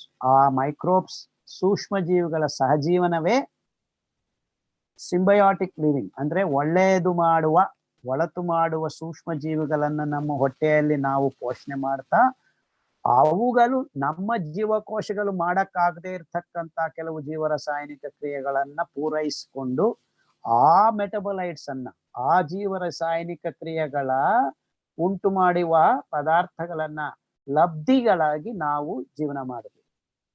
ಅಂದ್ರೆ ನಾವು ಮಾಂಸಾಹಾರ, ಈಗ ನಮ್ಮ ಮೈ ಮೇಲೆ ಮಾಂಸ ಬೀಳ್ತಾ ಇದೆ, ಹೆಂಗ್ ತಯಾರಾಯ್ತು ಈ ಮಾಂಸ? ನಮ್ಮ ಹೊಟ್ಟೆ ಒಳಗಡೆ ಇದ್ದ ಆ ಸೂಕ್ಷ್ಮ ಜೀವಿಗಳ ಸಕಾರಾತ್ಮಕ ಸಹಬಾಳ್ವಿಕೆಯಿಂದ ನಾವು ಮಾಂಸಾಹಾರವನ್ನು ಉತ್ಪಾದನೆ ಮಾಡ್ತೇವೆ. ತಿಂತಾ ಇದ್ದಿದ್ದು ಶಾಕಾಹಾರ. ಅಂದ್ರೆ ಶಾಕಾಹಾರ ಮಾಂಸಾಹಾರ ಆಗ್ಬೇಕು ಅಂದ್ರೆ ಈ ರೀತಿ ಸೂಕ್ಷ್ಮ ಜೀವಿಗಳ ಪ್ರಕ್ರಿಯೆ ನಮ್ಮ ದೇಹದಲ್ಲಿ ನಡೀತಾ ಇದೆ. ಅದೇ ರೀತಿ ಹಾಲು ದ್ರವ ರೂಪದಲ್ಲಿದ್ದ ಮಾಂಸಾಹಾರ. ಅದು ನಿಮ್ಮ ಹಾಲಾಗಿರ್ಬೋದು, ಹಸು ಹಾಲಾಗಿರ್ಬೋದು, ಎಮ್ಮೆ ಹಾಲಾಗಿರ್ಬೋದು, A1, A2, A3 ಯಾವ್ದಾದ್ರು ಹಾಲು ತಗೊಳ್ರಿ. ಮಾಂಸದ ಕಣಗಳು, proteins, they are arranged in a particular fashion by that each particular individual animal. ಆಯಾ ಜೀವಿಗಳು ತಮಗೆ ಬೇಕಾಗಿರೋ ಮಾಂಸದ ಕಣಗಳನ್ನ ಅಂದ್ರೆ ಪ್ರೋಟೀನ್ಗಳನ್ನ, ಆ ಅಮಿನೋ ಆಮ್ಲಗಳನ್ನ ಒಂದು ರೀತಿ ಸಜಾವು ಮಾಡ್ಕೊಳ್ತವೆ. ನಾವು ನಮಗೆ ಬೇಕಾಗಿದ್ದ ಮಾಂಸದ ಪ್ರೋಟೀನ್ ಗಳನ್ನ ನಾವು ಸಜಾವಾಗಿ ರೆಡಿ ಮಾಡ್ಕೋಬೇಕು. ಅದಕ್ಕೆ ನಮ್ಮ ದೇಹದಲ್ಲಿ microbes are ready to do the job. ಅಂದ್ರೆ ಈ ಮೈಕ್ರೋಬ್ಸ್ ಇಲ್ಲದೆ ಇದ್ರೆ ಮಾಂಸಾಹಾರ ಶಾಕಾಹಾರ ಆಗೋದಿಲ್ಲ. ನಾವು ಹಾಲನ್ನು ಹೆಪ್ಪುಕಾದಾಗ ಲ್ಯಾಕ್ಟೋಬ್ಯಾಸಿಲ್ಲಸ್ ಅನ್ನುವ ಸೂಕ್ಷ್ಮ ಜೀವಿಗಳಿಂದ ಮಾಂಸಾಹಾರ ಶಾಕಾಹಾರವಾಗಿ ಪರಿವರ್ತನೆ ಆಗುತ್ತೆ. This is called fermentation process. And the fermentation proceeding further is mineralisation. ಅಂದ್ರೆ ಲ್ಯಾಕ್ಟಿಕ್ ಆಸಿಡ್ ತನಕ ತಂದು ಈ ಲ್ಯಾಕ್ಟೋಬ್ಯಾಸಿಲ್ ನಿಲ್ಸಿದ್ರೆ ಇನ್ನು ಕೆಲವು ಬ್ಯಾಕ್ಟೀರಿಯಾ ಅದನ್ನ ಕಾರ್ಬನ್ ಡೈಆಕ್ಸೈಡ್ ಪರಿವರ್ತನೆ ಮಾಡಿ ಪೊಟ್ಯಾಷಿಯಮು, ಫಾಸ್ಫರಸ್, ಜಿಂಕು, ಕಾಪರ್ ಅನ್ನ ಮಿಕ್ಕಿರ್ತವೆ. ಅಂದ್ರೆ ನಿಮ್ಮನ್ನ ನೀವು ಸತ್ ಮೇಲೆ ಸುಟ್ಟು ಬೂದಿ ಮಾಡಿದ್ರೆ ಮಿಕ್ಕೋದು all these minerals. That is why it is called mineralization. So microbial transformations with each microbe coming into play. Drama ತರ ಒಬ್ಬರಾದ್ಮೇಲೆ ಒಬ್ರು ಬಂದು ಮೈಕ್ರೋಬ್ಸ್ ನಿಮ್ಮನ್ನ ಭೂಮಿಯಲ್ಲಿ ಹೂತಾದಾಗ ನೀಟಾಗಿ ಕಾರ್ಬನ್ ಡೈಆಕ್ಸೈಡ್ ಆಗಿ ತಗೊಂಡೋಗಿ ಲವಣಾಂಶಗಳನ್ನ ನೆಲದಲ್ಲಿ ಬಿಟ್ಟಿರ್ತವೆ. This is also called mineralisation. So ಮಾಂಸಾಹಾರ ಶಾಕಾಹಾರ ಆಗೋದು, ಶಾಕಾಹಾರ ಮಾಂಸಾಹಾರ ಆಗೋದು through fermentation and mineralisation process. ಇದು ಪ್ರಕೃತಿಯಲ್ಲಿ ಸಹಜವಾಗಿ ಸೂಕ್ಷ್ಮ ಜೀವಿಗಳ ಮಧ್ಯಂತರದಿಂದ, ಅದರ ಸಹಬಾಳ್ವಿಕೆಯಿಂದ ಎಲ್ಲಾ ಕಾರ್ಯಗಳು ನಡೀತವೆ. ಅಂದ್ರೆ ಹಾಲು ಮಾಂಸಾಹಾರ, ಮಜ್ಜಿಗೆ ಶಾಕಾಹಾರ. ಯಾಕೆ? ಇಲ್ಲಿ ಲ್ಯಾಕ್ಟೋಬ್ಯಾಸಿಲಸ್ ಕಮ್ ಇನ್ ಬಿಟ್ವೀನ್. ಅದಕ್ಕೆ ಯಾವ ಹಾಲು ಕುಡಿಬೇಡ್ರಿ ಅಂತ ನಾನು ಹೇಳೋದು. ಯಾಕಂದ್ರೆ ಹಾಲಿನಲ್ಲಿ ಮಾಂಸದ ಪ್ರೋಟೀನ್ಗಳು ನಮ್ಮ ಮಾಂಸದ ಪ್ರೋಟೀನ್ಗೆ ಹೊಂದ್ಕೊಳ್ಳೋದಿಲ್ಲ, ಅಲ್ಲಿ ಜೀರ್ಣ ಆಗೋದು ಕಷ್ಟ. ನಮ್ಮ ಸಾಫ್ಟ್ವೇರ್ ಅದಲ್ಲ, ನಮ್ಮ ಹಾರ್ಡ್ವೇರ್ಗೆ ಸಾಫ್ಟ್ವೇರು ಶಾಕಾಹಾರ. ಸೊ ದಿಸ್ ಈಸ್ ವೆರಿ, ಅಂದ್ರೆ ಕಂಪ್ಯೂಟರ್ ಲ್ಯಾಂಗ್ವೇಜ್ ಅಲ್ಲಿ ಹೇಳ್ತಾ ಇದ್ದಾರೆ. Though the analogy is not exactly right, but ಅರ್ಥ ಆಗ್ತಾ ಇದೆಯಾ? ಸೊ ಯಾವ ಹಸು ಹಾಲೂನು ನಿಮಗೆ ಒಳ್ಳೇದಲ್ಲ. ಯಾಕಂದ್ರೆ ಅದರಲ್ಲಿದ್ದ ಹಾರ್ಮೋನ್ಗಳು, ಅದರಲ್ಲಿದ್ದ ಟ್ರಿಗರ್ಸು, ಅದರಲ್ಲಿದ್ದ growth factors are meant for the cow's calf to become big cow. So 6 ತಿಂಗಳಲ್ಲಿ ಇಷ್ಟು ದೊಡ್ಡದಾಗತ್ತೆ, ನಿಮ್ಮ ಮಗು 6 ತಿಂಗಳಲ್ಲಿ ಇಷ್ಟೇ ಆಗೋದು. So the hormone imbalance, whether you give desi ಹಸು ಹಾಲು, ದಟ್ ಇಸ್ A2 ಹಾಲು ಆರ್ A1 ಹಾಲು, ಜರ್ಸಿ ಹಾಲು, ಅದರಲ್ಲಿ ನಿಮಗೆ ಇನ್ನು ಹೆಚ್ಚಾಗಿ ಆಕ್ಸಿಟೋಸಿನ್, ಎಸ್ಟ್ರೋಜನ್ ಇಂಜೆಕ್ಷನ್ ಇಂದ ಹೊಡಿತಾರೆ. ಆ ರೆಸಿಡ್ಯೂಸ್, ಆ ಮಿಗುಲು ಇನ್ನೂ ಹೆಚ್ಚಾಗಿ ಕೆಲಸ ಮಾಡುತ್ತೆ. ಸೊ ನೀವು ನನ್ನನ್ನ ಪ್ರಶ್ನೆ ಹಿಂಗೆ ಕೇಳಿದ್ರೆ, ದೇಸಿ ಹಾಲು ಒಳ್ಳೇದಾ ಜರ್ಸಿ ಹಸು ಹಾಲು ಒಳ್ಳೇದಾ ಅಂದ್ರೆ ದೇಸಿ ಹಾಲು ಒಳ್ಳೇದಪ್ಪ ಅಂತ ಹೇಳ್ಬೋದು. ಬಟ್ ದೇಸಿ ಹಾಲೂನು ಒಳ್ಳೇದಲ್ಲ ನಿಮ್ಗೆ technically. So never ever give your baby any milk. ನಿಮ್ಮ ಹಾಲು ಬಿಟ್ರೆ ಇನ್ ಯಾವ ಹಾಲು ಒಳ್ಳೇದಲ್ಲ. ತಾಯಿ ಹಾಲಿಗೆ ಸಮಾನ ನಾಣ್ಣುಡಿ ಇದೆ. ಈ ಗ್ರಂಥಗಳು ಬರೋದಕ್ಕೆ ಮುಂಚೆನೆ ಕನ್ನಡದಲ್ಲಿ ನಾಣ್ಣುಡಿಗಳಿವೆ ಮೌಖಿಕವಾಗಿ. ತಾಯಿ ಹಾಲಿಗೆ ಸಮಾನ ಕಾಯಿ ಹಾಲು.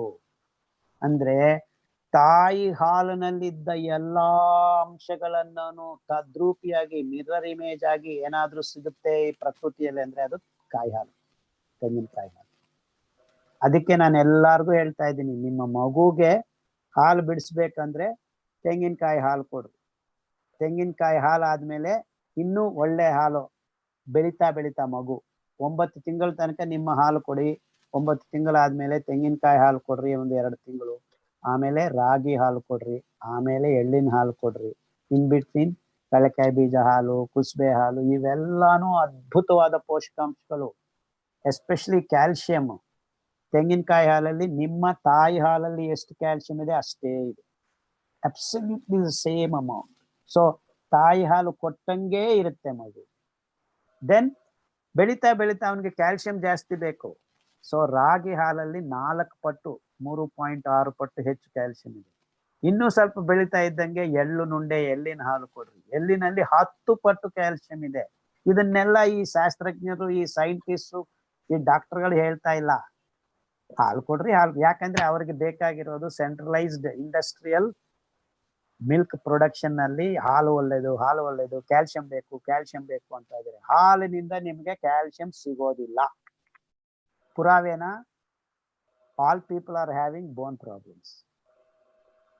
20 years ಓಲ್ಡ್ಗೆ ರೊಮೆಟಿಸಮ್, ಆರ್ಥರೈಟಿಸ್ ಬರ್ತಾ ಇದೆ, ಬೋನ್ ಡಿಸೀಸಸ್ ಬರ್ತಾ ಇದೆ, ಆಸ್ಟಿಯೋ ಆರ್ಥರೈಟಿಸ್ ಬರ್ತಾ ಇದೆ, osteoporosis. 21-year-old boy has come just 3 weeks ago. Osteoporosis ಅಂದ್ರೆ ಕ್ಯಾಲ್ಸಿಯಂ ಮೆಟಬಾಲಿಸಮ್ ಕಂಪ್ಲೀಟ್ಲಿ ಗಬ್ಬೆದ್ದೋಗಿದೆ ಅಂತ. ಏನಯ್ಯ ಡಾಕ್ಟರ್ ಹೇಳ್ತಾ ಇದ್ದಾರೆ ಸರ್, ಹಾಲು ಕುಡಿತೀನಿ 1 ಲೀಟರ್, ಅದಕ್ಕೆ ಹಾಳಾಗಿರೋದು. ಹಾರ್ಮೋನ್ ಇಂಬ್ಯಾಲೆನ್ಸ್ ಆಗಿ. Within 3 days the pains can be set right if you give such kind of diseased patients ಎಲ್ಲಿನ ಹಾಲು ಕುಡಿಸಪ್ಪ, ಬೆಳಿಗ್ಗೆ ಮಧ್ಯಾಹ್ನ ಸಾಯಂಕಾಲ ಒಂದು ಸಣ್ಣ ಲೋಟ. ರಾಗಿ ಹಾಲು ಒಳ್ಳೇದು. ತೆಂಗಿನಕಾಯಿ ಹಾಲು ಇಸ್ ಅಮೃತ ಫಾರ್ ಕಿಡ್ಸ್. ಅಮೃತಕ್ಕಿಂತ ತೆಂಗಿನಕಾಯಿ ಹಾಲು ಅಂತ ಒಳ್ಳೇದು ಯಾವುದಿಲ್ಲ. ಇನ್ಫ್ಯಾಕ್ಟ್ ತೆಂಗಿನಕಾಯಿ ಹಾಲು ಮಿನರಲ್ಸ್ ಎಷ್ಟು ಕರೆಕ್ಟ್ ಆಗಿರುತ್ತೆ ಅಂದ್ರೆ ನಿಮ್ಮ ಜೀವಕೋಶದಲ್ಲಿ ಎಷ್ಟು ಕಾನ್ಸಂಟ್ರೇಷನ್ ಅಷ್ಟೇ ಇರುತ್ತೆ. So that's actually the reason why you can in fact use it as IV fluid, ತೆಂಗಿನಕಾಯಿ ನೀರು. That is the thing. That's why you can use directly. That is the beauty of ತೆಂಗಿನಕಾಯಿ ಹೇಳೋದ್ ಬದಲು ಇವನು Horlicks ಕುಡೀರಿ, ಇದು ಕುಡೀರಿ, ಅದು ಕುಡೀರಿ ಅಂತ ಹೇಳ್ತಾ ಇದ್ದಾರೆ ಈ ಡಾಕ್ಟರ್ಗಳು. So I am directly telling people, do not think milk is good for your baby. Milk is actually a wrong material to put into your kid's mouth. It can cause havoc, which has already done. Our young girls are menstruating at the age of 5-6 nowadays. It's all due to you are giving milk. And these doctors, this allopathic world doesn't want to even say a single word about it. ಇಷ್ಟು ದೊಡ್ಡ ಅನಾಹುತ ನಡೆದಿದೆ. In fact ನಾನು ನನ್ನ journey ಶುರು ಮಾಡಿದ್ದೇ ಈ observation ಇಂದ. ಅಮೆರಿಕಾಗೆ ಮೊದಲನೇ ಸತಿ ಹೋದಾಗ 1887 ಅಲ್ಲಿ, ಅಲ್ಲಿ 6 ವರ್ಷಕ್ಕೆ ಆವಾಗ್ಲೇನೆ ಹೆಣ್ಣು ಮಗು ಮುಟ್ಟಾಗಿದ್ದು ನೋಡಿ ಕಂಡು ಭಯಭೀತನಾಗಿ ಈ ಅಂಶಗಳನ್ನ ಕಂಡುಹಿಡಿಯೋದಕ್ಕೆ ಪರಿಶೋಧನೆ ಮಾಡಿ ಇಷ್ಟು ತನಕ ಬಂದಿದೆ. So I hope I have answered your question in all dimensions. ಅರ್ಥ ಆಗಿದೆ ಅಂತ ಅನ್ಕೊಂಡು. Yes sir, thank you sir. Next question, ಹಾಲನ್ನು ಕುಡಿಯಬಾರದು ಎಂದು ತಿಳಿಯಿರಿ, ಆದ್ರೆ ಕಾಫಿ ಟೀಯನ್ನು ಹಾಲು ಇಲ್ಲದೆ ಕಷಾಯ ಅಥವಾ ಗ್ರೀನ್ ಟೀ ಹೇಗೆ ಕುಡಿಯಬಹುದು? ಹಾ, ಈಗ ಕಾಫಿ ಬಗ್ಗೆ. ಕಾಫಿ ಟೀ ಇಂದಾನೇ ನಮ್ಮ ಮಡಿಕೇರಿ ಮುಳುಗೋಗ್ತಾ ಇದೆ. ಹಿಮಾಲಯಗಳು ಅಲ್ಲಿ ಫ್ಲಡ್ಸ್ ಎಲ್ಲ ಬರ್ತಾ ಇರೋದು, ಅಸ್ಸಾಮು ಅದೆಲ್ಲ. we have completely spoiled the forest, the big trees, and filled with tea and coffee estates. ಈ ಕಾಫಿ ಟೀ ಎಸ್ಟೇಟ್ಸ್ ಇಂದಾನೆ ಹಾಳಾಗ್ತಾ ಇರೋದು. And Y? ಓಕೆ, ಪ್ರಪಂಚ ಹಾಳಾದ್ರೆ ಏನು, ನಾನು ಬೆಳಗ್ಗೆ ನನ್ನ ಕಾಫಿ ನನಗೆ ಬೇಕು ಅನ್ನೋರು ಇದ್ದಾರೆ ಅಲ್ವಾ? ಆ ಕಾಫಿಯಲ್ಲಿ ಏನಿದೆ? ಕೆಫೀನ್ ಇದೆ. You are addicted to caffeine. You are addicted to caffeine in the tea leaves and in the coffee seeds. So why am I worried if I am addicted? It's very good for me. That's what many people think. ಆದ್ರೆ ಆಗ್ತಾ ಇರೋದೇನೆಂದ್ರೆ ನಿಮ್ಮ hormone imbalance ಅದರಿಂದ ನೇರವಾಗಿ ನಡೆಯುತ್ತೆ, ನರಗಳ ಮೇಲೆ ದೌರ್ಬಲ್ಯ ಆಗುತ್ತೆ. 2 ಇಂಪಾರ್ಟೆಂಟ್ ಎಫೆಕ್ಟ್ಸ್. ನಿಮ್ಗೆ ಒಂದು ಉದಾಹರಣೆ ಕೊಡ್ತೀನಿ. ಉದಾಹರಣೆ ಅಲ್ಲ, ಒಂದು ಕಥೆನೂ ಅಲ್ಲ. ಆಕ್ಚುಲಿ ಇದು ನಿಜವಾದ ಅಂಶ. ಈಗ ನಮ್ಮ ದೇಶದಲ್ಲಿ ತುಂಬಾ ಜನ ಸಂಸಾರ ಬೇಡ, ವೈರಾಗ್ಯ ಅಂತ ಹೇಳಿ ತುಂಬಾ ಜನ ಸಾಧುಗಳು ತಯಾರಾಗ್ತಾ ಇದ್ದಾರೆ, ಈಗಲೂ ತಯಾರಾಗ್ತಾ ಇದ್ದಾರೆ, ಎಲ್ಲ ಬಿಟ್ಟು ಹೋಗ್ಬಿಡ್ತಾರೆ. ಆದ್ರೆ ಪ್ರಕೃತಿ ಸುಮ್ಮನೆ ಬಿಡೋದಿಲ್ಲ ಅವ್ರನ್ನ.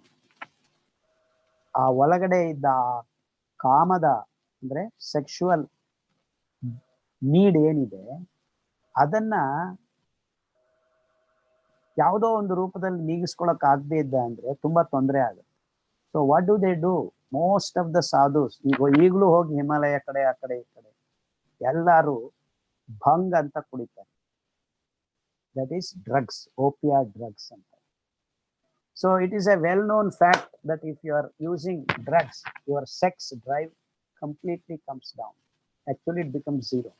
That's how they become a vairagya. ಅಂದ್ರೆ ಹೆಣ್ಣು ಗಂಡು ಜೊತೆ ಇದ್ದ ಆಕರ್ಷಣೆಯನ್ನ ನೀಗಿಸುತ್ತೆ. ಅಂದ್ರೆ if you are drinking coffee and tea, ಅಷ್ಟೇ ಪ್ರಮಾಣದಲ್ಲಿ ನಡೀದೇ ಇದ್ರೂ ನೆತ್ತಿಗೆ ಹಂತವಾಗಿ ನಿಮ್ಮ ವೀರ್ಯ ಕಣಗಳ ಒಂದು ಸ್ವಸ್ಥತೆ ಕುಸಿದು ಬಿದ್ದೋಗ್ತಾ ಬರುತ್ತೆ. It is not just sperm count. Lot of other things then follow. Testosterone levels are directly involved in your health of the bone. ಅದು ಹೆಚ್ಚಾಪಿತ್ತು ಏರಾಪೇರಿ ಆಗಿದ್ರೆ ನಿಮಗೆ ಬೋನ್ ಗ್ರೋತ್, ಎಕ್ಸ್ಟ್ರಾ ಬೋನ್ ಗ್ರೋತ್ಸ್ ಆಗೋದಕ್ಕೆ ಸಾಧ್ಯತೆ. ಕ್ಯಾಲ್ಕೇರಿಯಲ್ ಸ್ಪರ್ಸ್. ತುಂಬಾ ಜನ women and men have this problem. When they get up in the morning, they cannot walk properly because the cartilages in the heel area are actually in the rest position, comes and presses the nerve till you settle down that for few steps. ಕೆಲವರಿಗೆ 10-15 minutes ಬೇಕು. ಇವೆಲ್ಲ coffee ಟೀಯಿಂದ ಆಗ್ತಾ ಇರೋ ಅನಾಹುತಗಳು. So ಇಂಥ ರೋಗಿಗಳು ಬಂದಾಗ ನನಗೆ ಹೆಂಗೆ ಗೊತ್ತು ಇವೆಲ್ಲ? We have done the experiments, empirical experiments, clinical experiments. So coffee ಟೀಯನ್ನ ಬಿಡಿಸೋದ್ರಿಂದ ಪ್ರೋಸ್ಟೇಟ್ ಗ್ಲ್ಯಾಂಡ್ ಪ್ರಾಬ್ಲಮ್ಮು, ಉಚ್ಚೆ ತೊಂದರೆಗಳು, ರಾತ್ರಿ ನಿದ್ದೆಯಲ್ಲಿ ಉಚ್ಚೆ ಮಾಡಿಕೊಳ್ಳೋದು, ತಡ್ಕೊಳಕ್ಕಾಗಲ್ಲ, ಉಚ್ಚೆ ಬಂದ್ರೆ ಚಿಟಿಕ್ ಅಂತ. ಅದೇ ನಾನು ಹೇಳ್ತಾ ಇರ್ತೀನಿ ಜೋವಿಯಲ್ ಆಗಿ, we are all used to attached bathrooms. ಯಾಕಪ್ಪ ಅಟ್ಯಾಚ್ಡ್ ಬಾತ್ರೂಮ್ಸ್ ಅಂದ್ರೆ ಉಚ್ಚೆ ಬಂದ್ರೆ ದಿಢೀರ್ ಅಂತ ಹೋಗಿ ಟಾಯ್ಲೆಟ್ ಅಲ್ಲಿ ಕೂತ್ಕೋಬೇಕು. ಬೆಡ್ ಪಕ್ಕದಲ್ಲೇ ಟಾಯ್ಲೆಟ್ ಕಟ್ಕೋತಾ ಇದೀವಿ. ಎಷ್ಟು ಅನಾಹುತ ಆಗಿದೆ ನೋಡ್ರಿ. ಏನ್ರಿ ಕಟ್ಟ ಮಾಡೋದು, ಉಚ್ಚೆ ಮಾಡೋದು, ನಿದ್ದೆ ಮಾಡೋ ರೂಮಲ್ಲಿ ಎಂತದ್ದು? This is the so called modern living. ಕಟ್ಟ ಮಾಡೋದು, ಉಚ್ಚೆ ಮಾಡೋದು ದೂರವಾಗಿ ಮಾಡ್ಬೇಕು. ಇವೆಲ್ಲ ಕಾಫಿ ಟೀಯಿಂದ ಆಗ್ತಾ ಇರ್ತಕ್ಕಂಥ ಅನಾಹುತಗಳು. So don't drink coffee or tea.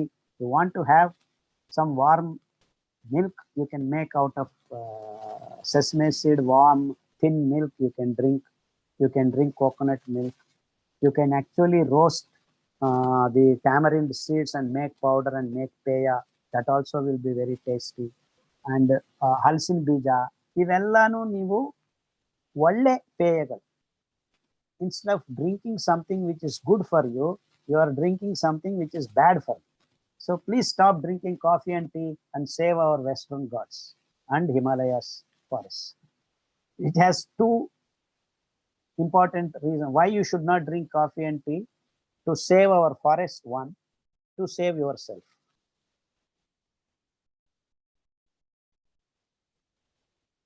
Go ahead. Sir members నుంచి తీసుకున్నాను సార్ క్వశ్చన్ సార్. చెప్పండి. Sri Sai, please unmute your sir.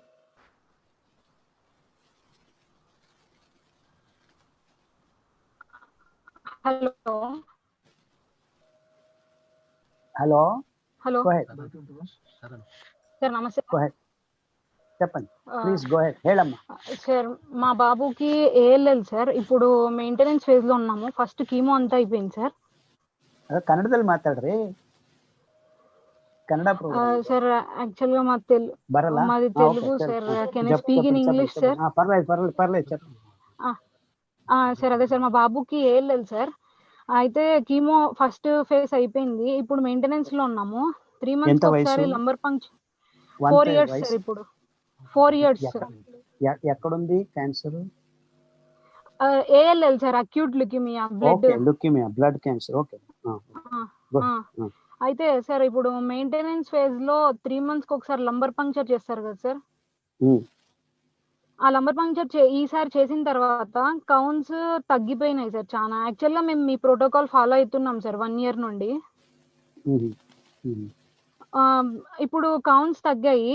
Fever infection వచ్చింది, ఫీవర్ వచ్చింది సార్. మేము అడ్మిట్ చేయమంటే అడ్మిట్ చేసాం హాస్పిటల్లో. ఇప్పుడు కౌంట్స్ తగ్గుతూ ఉన్నాయి. వాళ్ళు గ్రోత్ ఫ్యాక్టర్స్ ఇస్తున్నారు. మామూలుగా అయితే ఇప్పుడు పెరుగుతాయి గ్రోత్ ఫ్యాక్టర్ ఇస్తే. ఈసారి డే బై డే తగ్గుతూనే ఉన్నాయి. 3 days నుండి తగ్గుతున్నాయి. రీజన్ ఏముంటది అని అడిగితే మేము వాళ్ళు మళ్ళీ ఒకసారి బోన్ మ్యారో చేయాలి, బ్లాస్ట్ రిలాప్స్ అయ్యే ఛాన్స్ ఉంటది, బ్లాస్ట్ రిలాప్స్ అయ్యి ఉంటే కూడా కౌంట్స్ తగ్గుతాయి అంటున్నారు. మేము ఏం చేయాలనేది మాకు కొంచెం అడ్వైస్ ఇస్తారా సార్? మొత్తం ట్రీట్మెంట్ ఆపేసి అట్లా ఏమైనా చేయడానికి అవుతుందా, లేదంటే బోన్ మ్యారో చేయడానికి అలో చేయాలా? బోన్ మ్యారో చేయడం వల్ల పెద్దగా లాభాలు ఏమి ఉండవమ్మా. మీరు యాక్చువల్లీ ఆ ప్రోటోకాల్ స్ట్రిక్ట్ గా ఫాలో అండి. ఐ నో కిడ్స్ కి అన్ని కరెక్ట్ గా చేయడం కొద్దిగా ఇబ్బంది అవుతుంది. బట్ మీరు ప్రస్తుతం ఇమీడియట్ గా అంబలి ఇవ్వటం మొదలు పెట్టండమ్మా. ఎందుకంటే మైక్రోబల్ ఇంబ్యాలెన్స్ చాలా ఎక్కువగా అవుతుంది కీమో రేడియోథెరపీస్ వల్ల. చాలా ఇబ్బందులు అవుతాయి. దానివల్ల కోలుకునేది కొద్దిగా కష్టం. మీరు కీమో చేస్తూ ఇన్ని చేస్తున్నారు కాబట్టి you are actually pressing the accelerator as well as brake. అది ప్రాబ్లం అవుతుంది. But anyway, given the conditions, the best option you have is, ఎక్కడున్నారు మీరు? మేము ఇప్పుడు ప్రెసెంట్ హాస్పిటల్లో అడ్మిట్ అయినాం సార్. బాబు ఎక్కడమ్మా? ఏ ఊరు? Colombia, Bengaluru sir. బెంగళూరులో మీరు మంచి హోమియోపతి డాక్టర్ దగ్గరికి వెళ్ళి ఈ విషయాలు చెప్పి మందు తెచ్చి వస్తూ ఉండండి పక్క. అది కూడా we have very good medicines in homeopathy. They can help you to come out of this. So ఆ పని చేయండి ప్రస్తుతం. తర్వాత అంబలి తప్ప ఇంకేమీ ఇవ్వకండి అబ్బాయి. అరకల అంబలి, సామెల అంబలి మార్చి ఇస్తూ ఉండండి. అంబలి అంటే తెలుసు కదా? తెలుసు సార్, మేము ఫాలో అవుతున్నాం సార్ మీ ప్రోటోకాల్. ఓకే, చేయండి. ఫస్ట్ కొద్దిగా హోమియోపతి మందుల వల్ల బయటపడేదానికి వీలవుతుంది. డాక్టర్ దగ్గరికి వెళ్ళి ఆ మందులు ఇచ్చి చేస్తూ ఉండండి.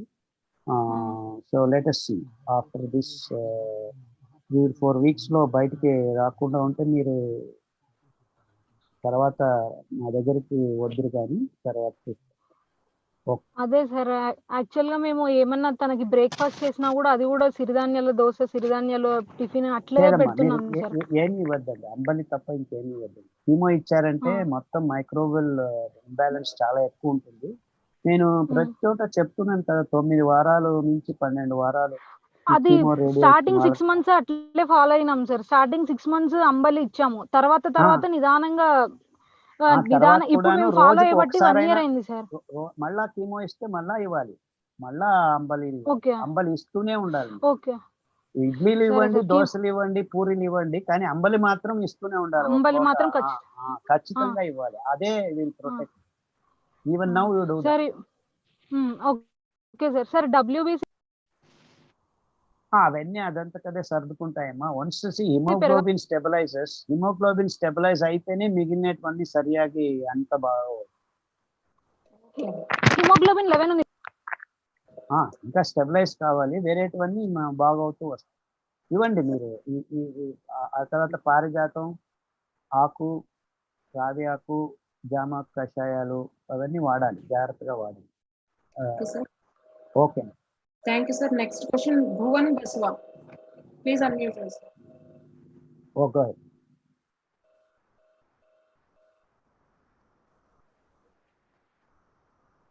వన్ మాట్లాడు బాబు, మాట్లాడండి. Go head. Bhuvan. Go ahead. Okay, sir. Next, Shanky Arvind. Please unmute Yes. yourself. Hello. ಹೇಳಿ. Sir, good evening, sir. Good evening. Good evening. Sir, I don't know Kannada. Actually, I am from Tamil Nadu. I am participating in all your I meetings. appreciate your patience, not understanding your skills. Go ahead. Sorry, sir. Sir, I was diagnosed with diabetes some 4 months before. But after I started your millet diet, now I have everything is okay. My HbA1c 5.4 and everything is okay. Can we have only millet as a food if vegetables are not available? Because I am in Saudi Arabia. You don't get vegetables. I got all the millets from India. Some But you do need some vegetables to fill your microbes. Otherwise, you have to make everyday ambali and then. Yeah, I am doing ambali only, sir. I am doing ambali only, morning and night. Only two times I'm having the foods. Okay. Ambali, morning ambali and night ambali. But I didn't having any vegetables or other things. You will be healthy for another year. Even if you just eat 5 siridhanya, you will be having all the nutrients, no problem. But I would not suggest you eat only siridhanya. You need some vegetables, some fruits, some pickles. You need okay, some sir. different. And another one more thing. There is any quantity, sir, specific quantity as a food? We can. No. It will regulate itself. You eat your tummy full. What's your age? My age is 32. Yeah, please eat tummy full till you are happy. You eat. Don't. Okay, worry. Sir. And HbA1c 5.4 is percentage is not non-diabetic, right, sir? Now. You're completely non-diabetic. You are as healthy as anyone can be. But only one thing, sir. But I'm having the fasting blood sugar of more than 126. Sometimes it's 130, 140 like that. But PP is okay. PP is. It has nothing to do with your diabetes. It doesn't matter. Even if you have 150 blood glucose, it's okay. Nothing to worry. Your HbA1c is below 6. You are good to go. In fact, up to 7, there is no problem at all. You are not diabetic.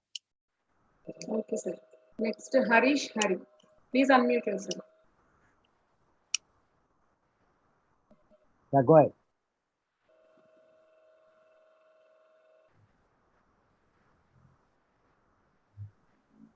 Harish. Okay. Harish, adutara meeru? Okay, sir. Next, Rohit. Please unmute yourself.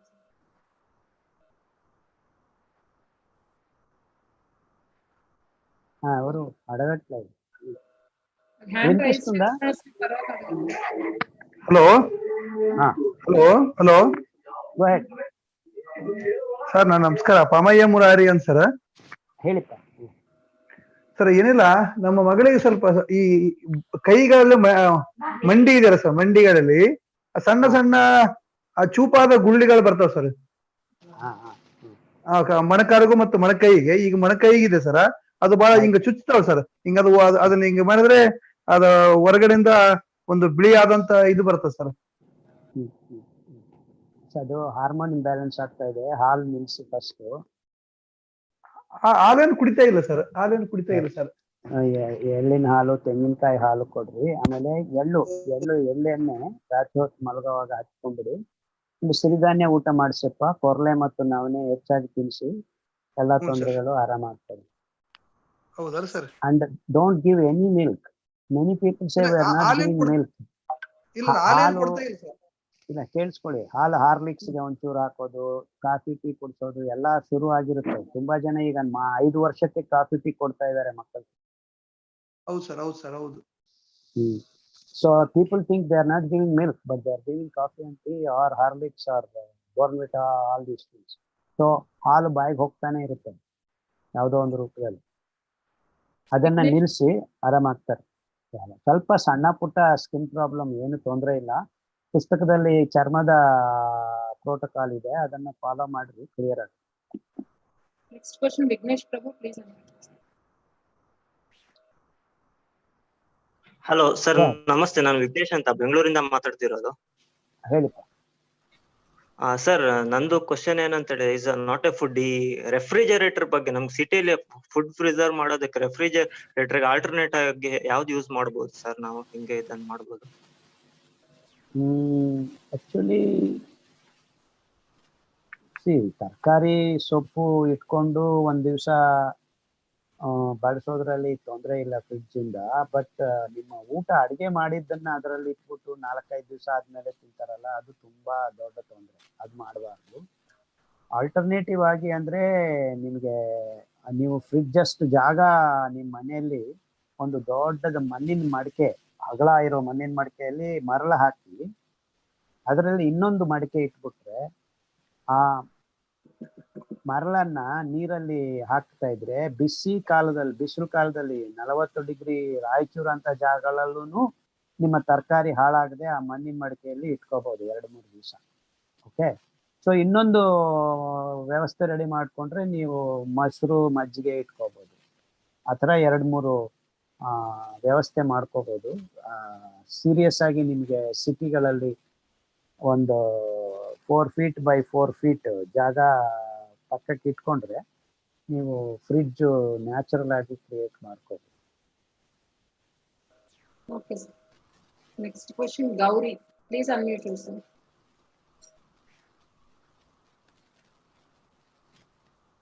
Gauri, go head. Hello, ಹೇಳಮ್ಮ. ನಮಸ್ಕಾರ sir. Sir, ನಾನು ಅಂತ Bijapur district ಮಾತಾಡ್ತಾ ಇರೋದು. Sir, ನನಗೆ 31 age. ನನಗೆ ಟಾಕ್ಸೋಪ್ಲಾಸ್ಮಾ IgG ಮತ್ತೆ positive ಬರ್ತಾ ಇದೆ. ಅದರಿಂದ ಇಮ್ಯೂನ್ ಬ್ಯಾಲೆನ್ಸ್ ಅದು ಪಾಸಿಟಿವ್ ಅಂದಾಗ ಕಣ್ಣಲ್ಲಿ ಸ್ಕಾರ್ಸ್ ಬೀಳುತ್ತೆ ಸರ್. ಗೊತ್ತಾಯ್ತು. ಪುಸ್ತಕದಲ್ಲಿ ಕಣ್ಣಿನ ಸಮಸ್ಯೆ ಅಥವಾ ESR ಸಮಸ್ಯೆ 2 ಪ್ರೋಟೋಕಾಲ್ ಅಲ್ಲಿ ಯಾವ್ದಾದ್ರು ಒಂದು ಫಾಲೋ ಮಾಡಿ. Okay sir. Next question Mounesh, please unmute. ಬಿಜಾಪುರದಲ್ಲಿ ಒಂದು ಒಳ್ಳೆ ಹೋಟ್ಲ್ ಇದೆ ಅಂತ ಕೇಳ್ಪಟ್ಟಿದ್ದೀನಿ, ಸಿರಿಧಾನ್ಯದ್ದು. ಹೇಳಿ. Mounesh. Hello sir. Go ahead, ಹೇಳಿಪ್ಪ. ನಮಸ್ತೆ ಸರ್. ಮಾತಾಡಿ. ಹಲೋ, ನಮಸ್ತೆ ಸರ್. ಗೋ ಹೆಡ್, ಮಾತಾಡಪ್ಪ. ಸರ್, ನಾವು 21 years old ಸರ್. BP ಸಮಸ್ಯೆಯಿಂದ ಪ್ರಾಬ್ಲಮ್. ಪ್ರೋಟೋಕಾಲ್ ಪುಸ್ತಕದಲ್ಲಿ ಹೃದಯ ಸಂಬಂಧ ರೋಗ ಅಂತ ಇದೆ, ಅಥವಾ BP ಅಂತಾನು ಒಂದು ಪ್ರೋಟೋಕಾಲ್ ಇದೆ. ಅದನ್ನ ಫಾಲೋ ಮಾಡಿಪ್ಪ. ಬೇಸಿಕಲಿ ನೀವು ಮೊಟ್ಟೆ ಮಾಂಸ, ಹಾಲು, ಕಾಫಿ, ಟೀ ಬಿಟ್ರೆ ಸಾಕು, ಅರ್ಧ ಪ್ರಾಬ್ಲಮ್ ಸರಿ ಹೋಗುತ್ತೆ. ಒಂದು 6 ವಾರದಲ್ಲೇ ನಿಮಗೆ ವ್ಯತ್ಯಾಸ ಆಗುತ್ತೆ. ಆ ಪ್ರೋಟೋಕಾಲ್ ಬಳಸಿ. ಇದರಲ್ಲಿ ಸೌತೆಕಾಯಿ, ಸೋರೆಕಾಯಿ, ಬೂದುಗುಂಬಳಕಾಯಿ ಜ್ಯೂಸ್ ಕುಡಿದ್ರೆ 9 weeks ಅಲ್ಲಿ ಸೆಟ್ ಆಗ್ತಾ ಬರುತ್ತೆ. ಕೇಳಿಸ್ತಾ ಇದೆಯಾ? Safia Ismail sir, next question, please unmute yourself.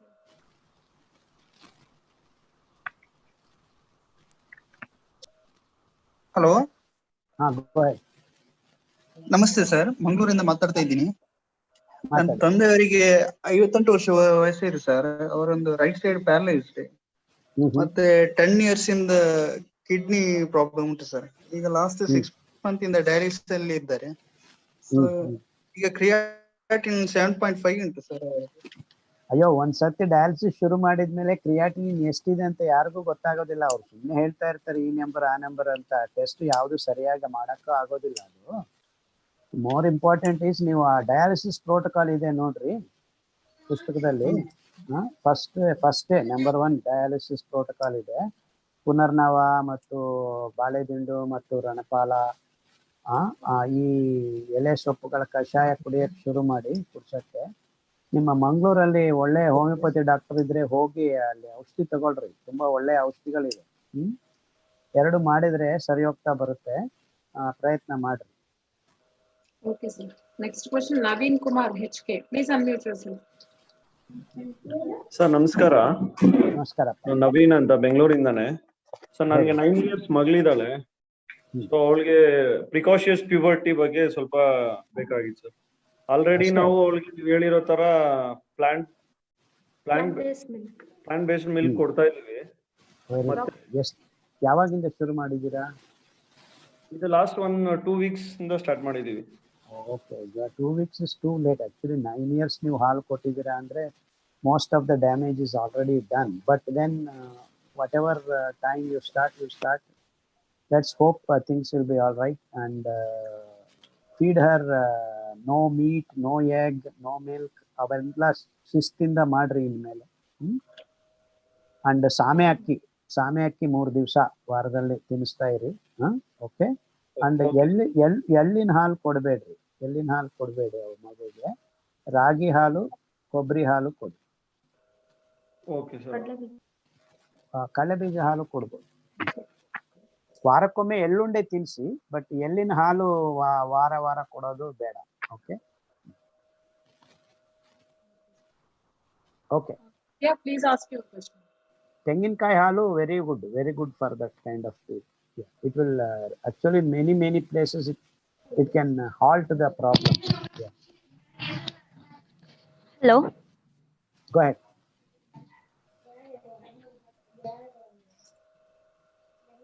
Hello. Go ahead. Sir ನಂಗೆ ಕೈ ಮತ್ತೆ ಕಾಲಲ್ಲಿ ಫುಲ್ ನೀರ್ ಬರುತ್ತೆ, ಕಂಟಿನ್ಯೂ ಆಗಿ ಬರ್ತಾ ಇರುತ್ತೆ. ಸೊ ಅದಕ್ಕೆ ಸೊಲ್ಯೂಷನ್ ಏನು? ಬೆವರು. ಪುಸ್ತಕದಲ್ಲಿ ನರಗಳ ಸಮಸ್ಯೆ ಅಂತ ಇದೆ ನೋಡಮ್ಮ. ನರಗಳ ಅಟಾನಮಸ್ ನರ್ವಸ್ ಸಿಸ್ಟಮ್ ಹೆಚ್ಚು ಕಮ್ಮಿ ಆಗಿರುತ್ತೆ. ಸೊ ಅದರಲ್ಲಿ ಪದ್ಮಜ ಗಾರು ಅವ್ರಿಗೆ ಅದು ಸಿಸ್ಟಮ್ ಹೇಳ್ಕೊಡಮ್ಮ, ವಿತ್ ಇನ್ಕ್ಲೂಡಿಂಗ್ ಆಯಿಲ್ಸ್. ಹೇಳಿ. Next, contact Padmaja gar protocol ಹೇಳ್ಕೊಡ್ತಾರೆ. I will give. Pixel 2, please unmute yourself.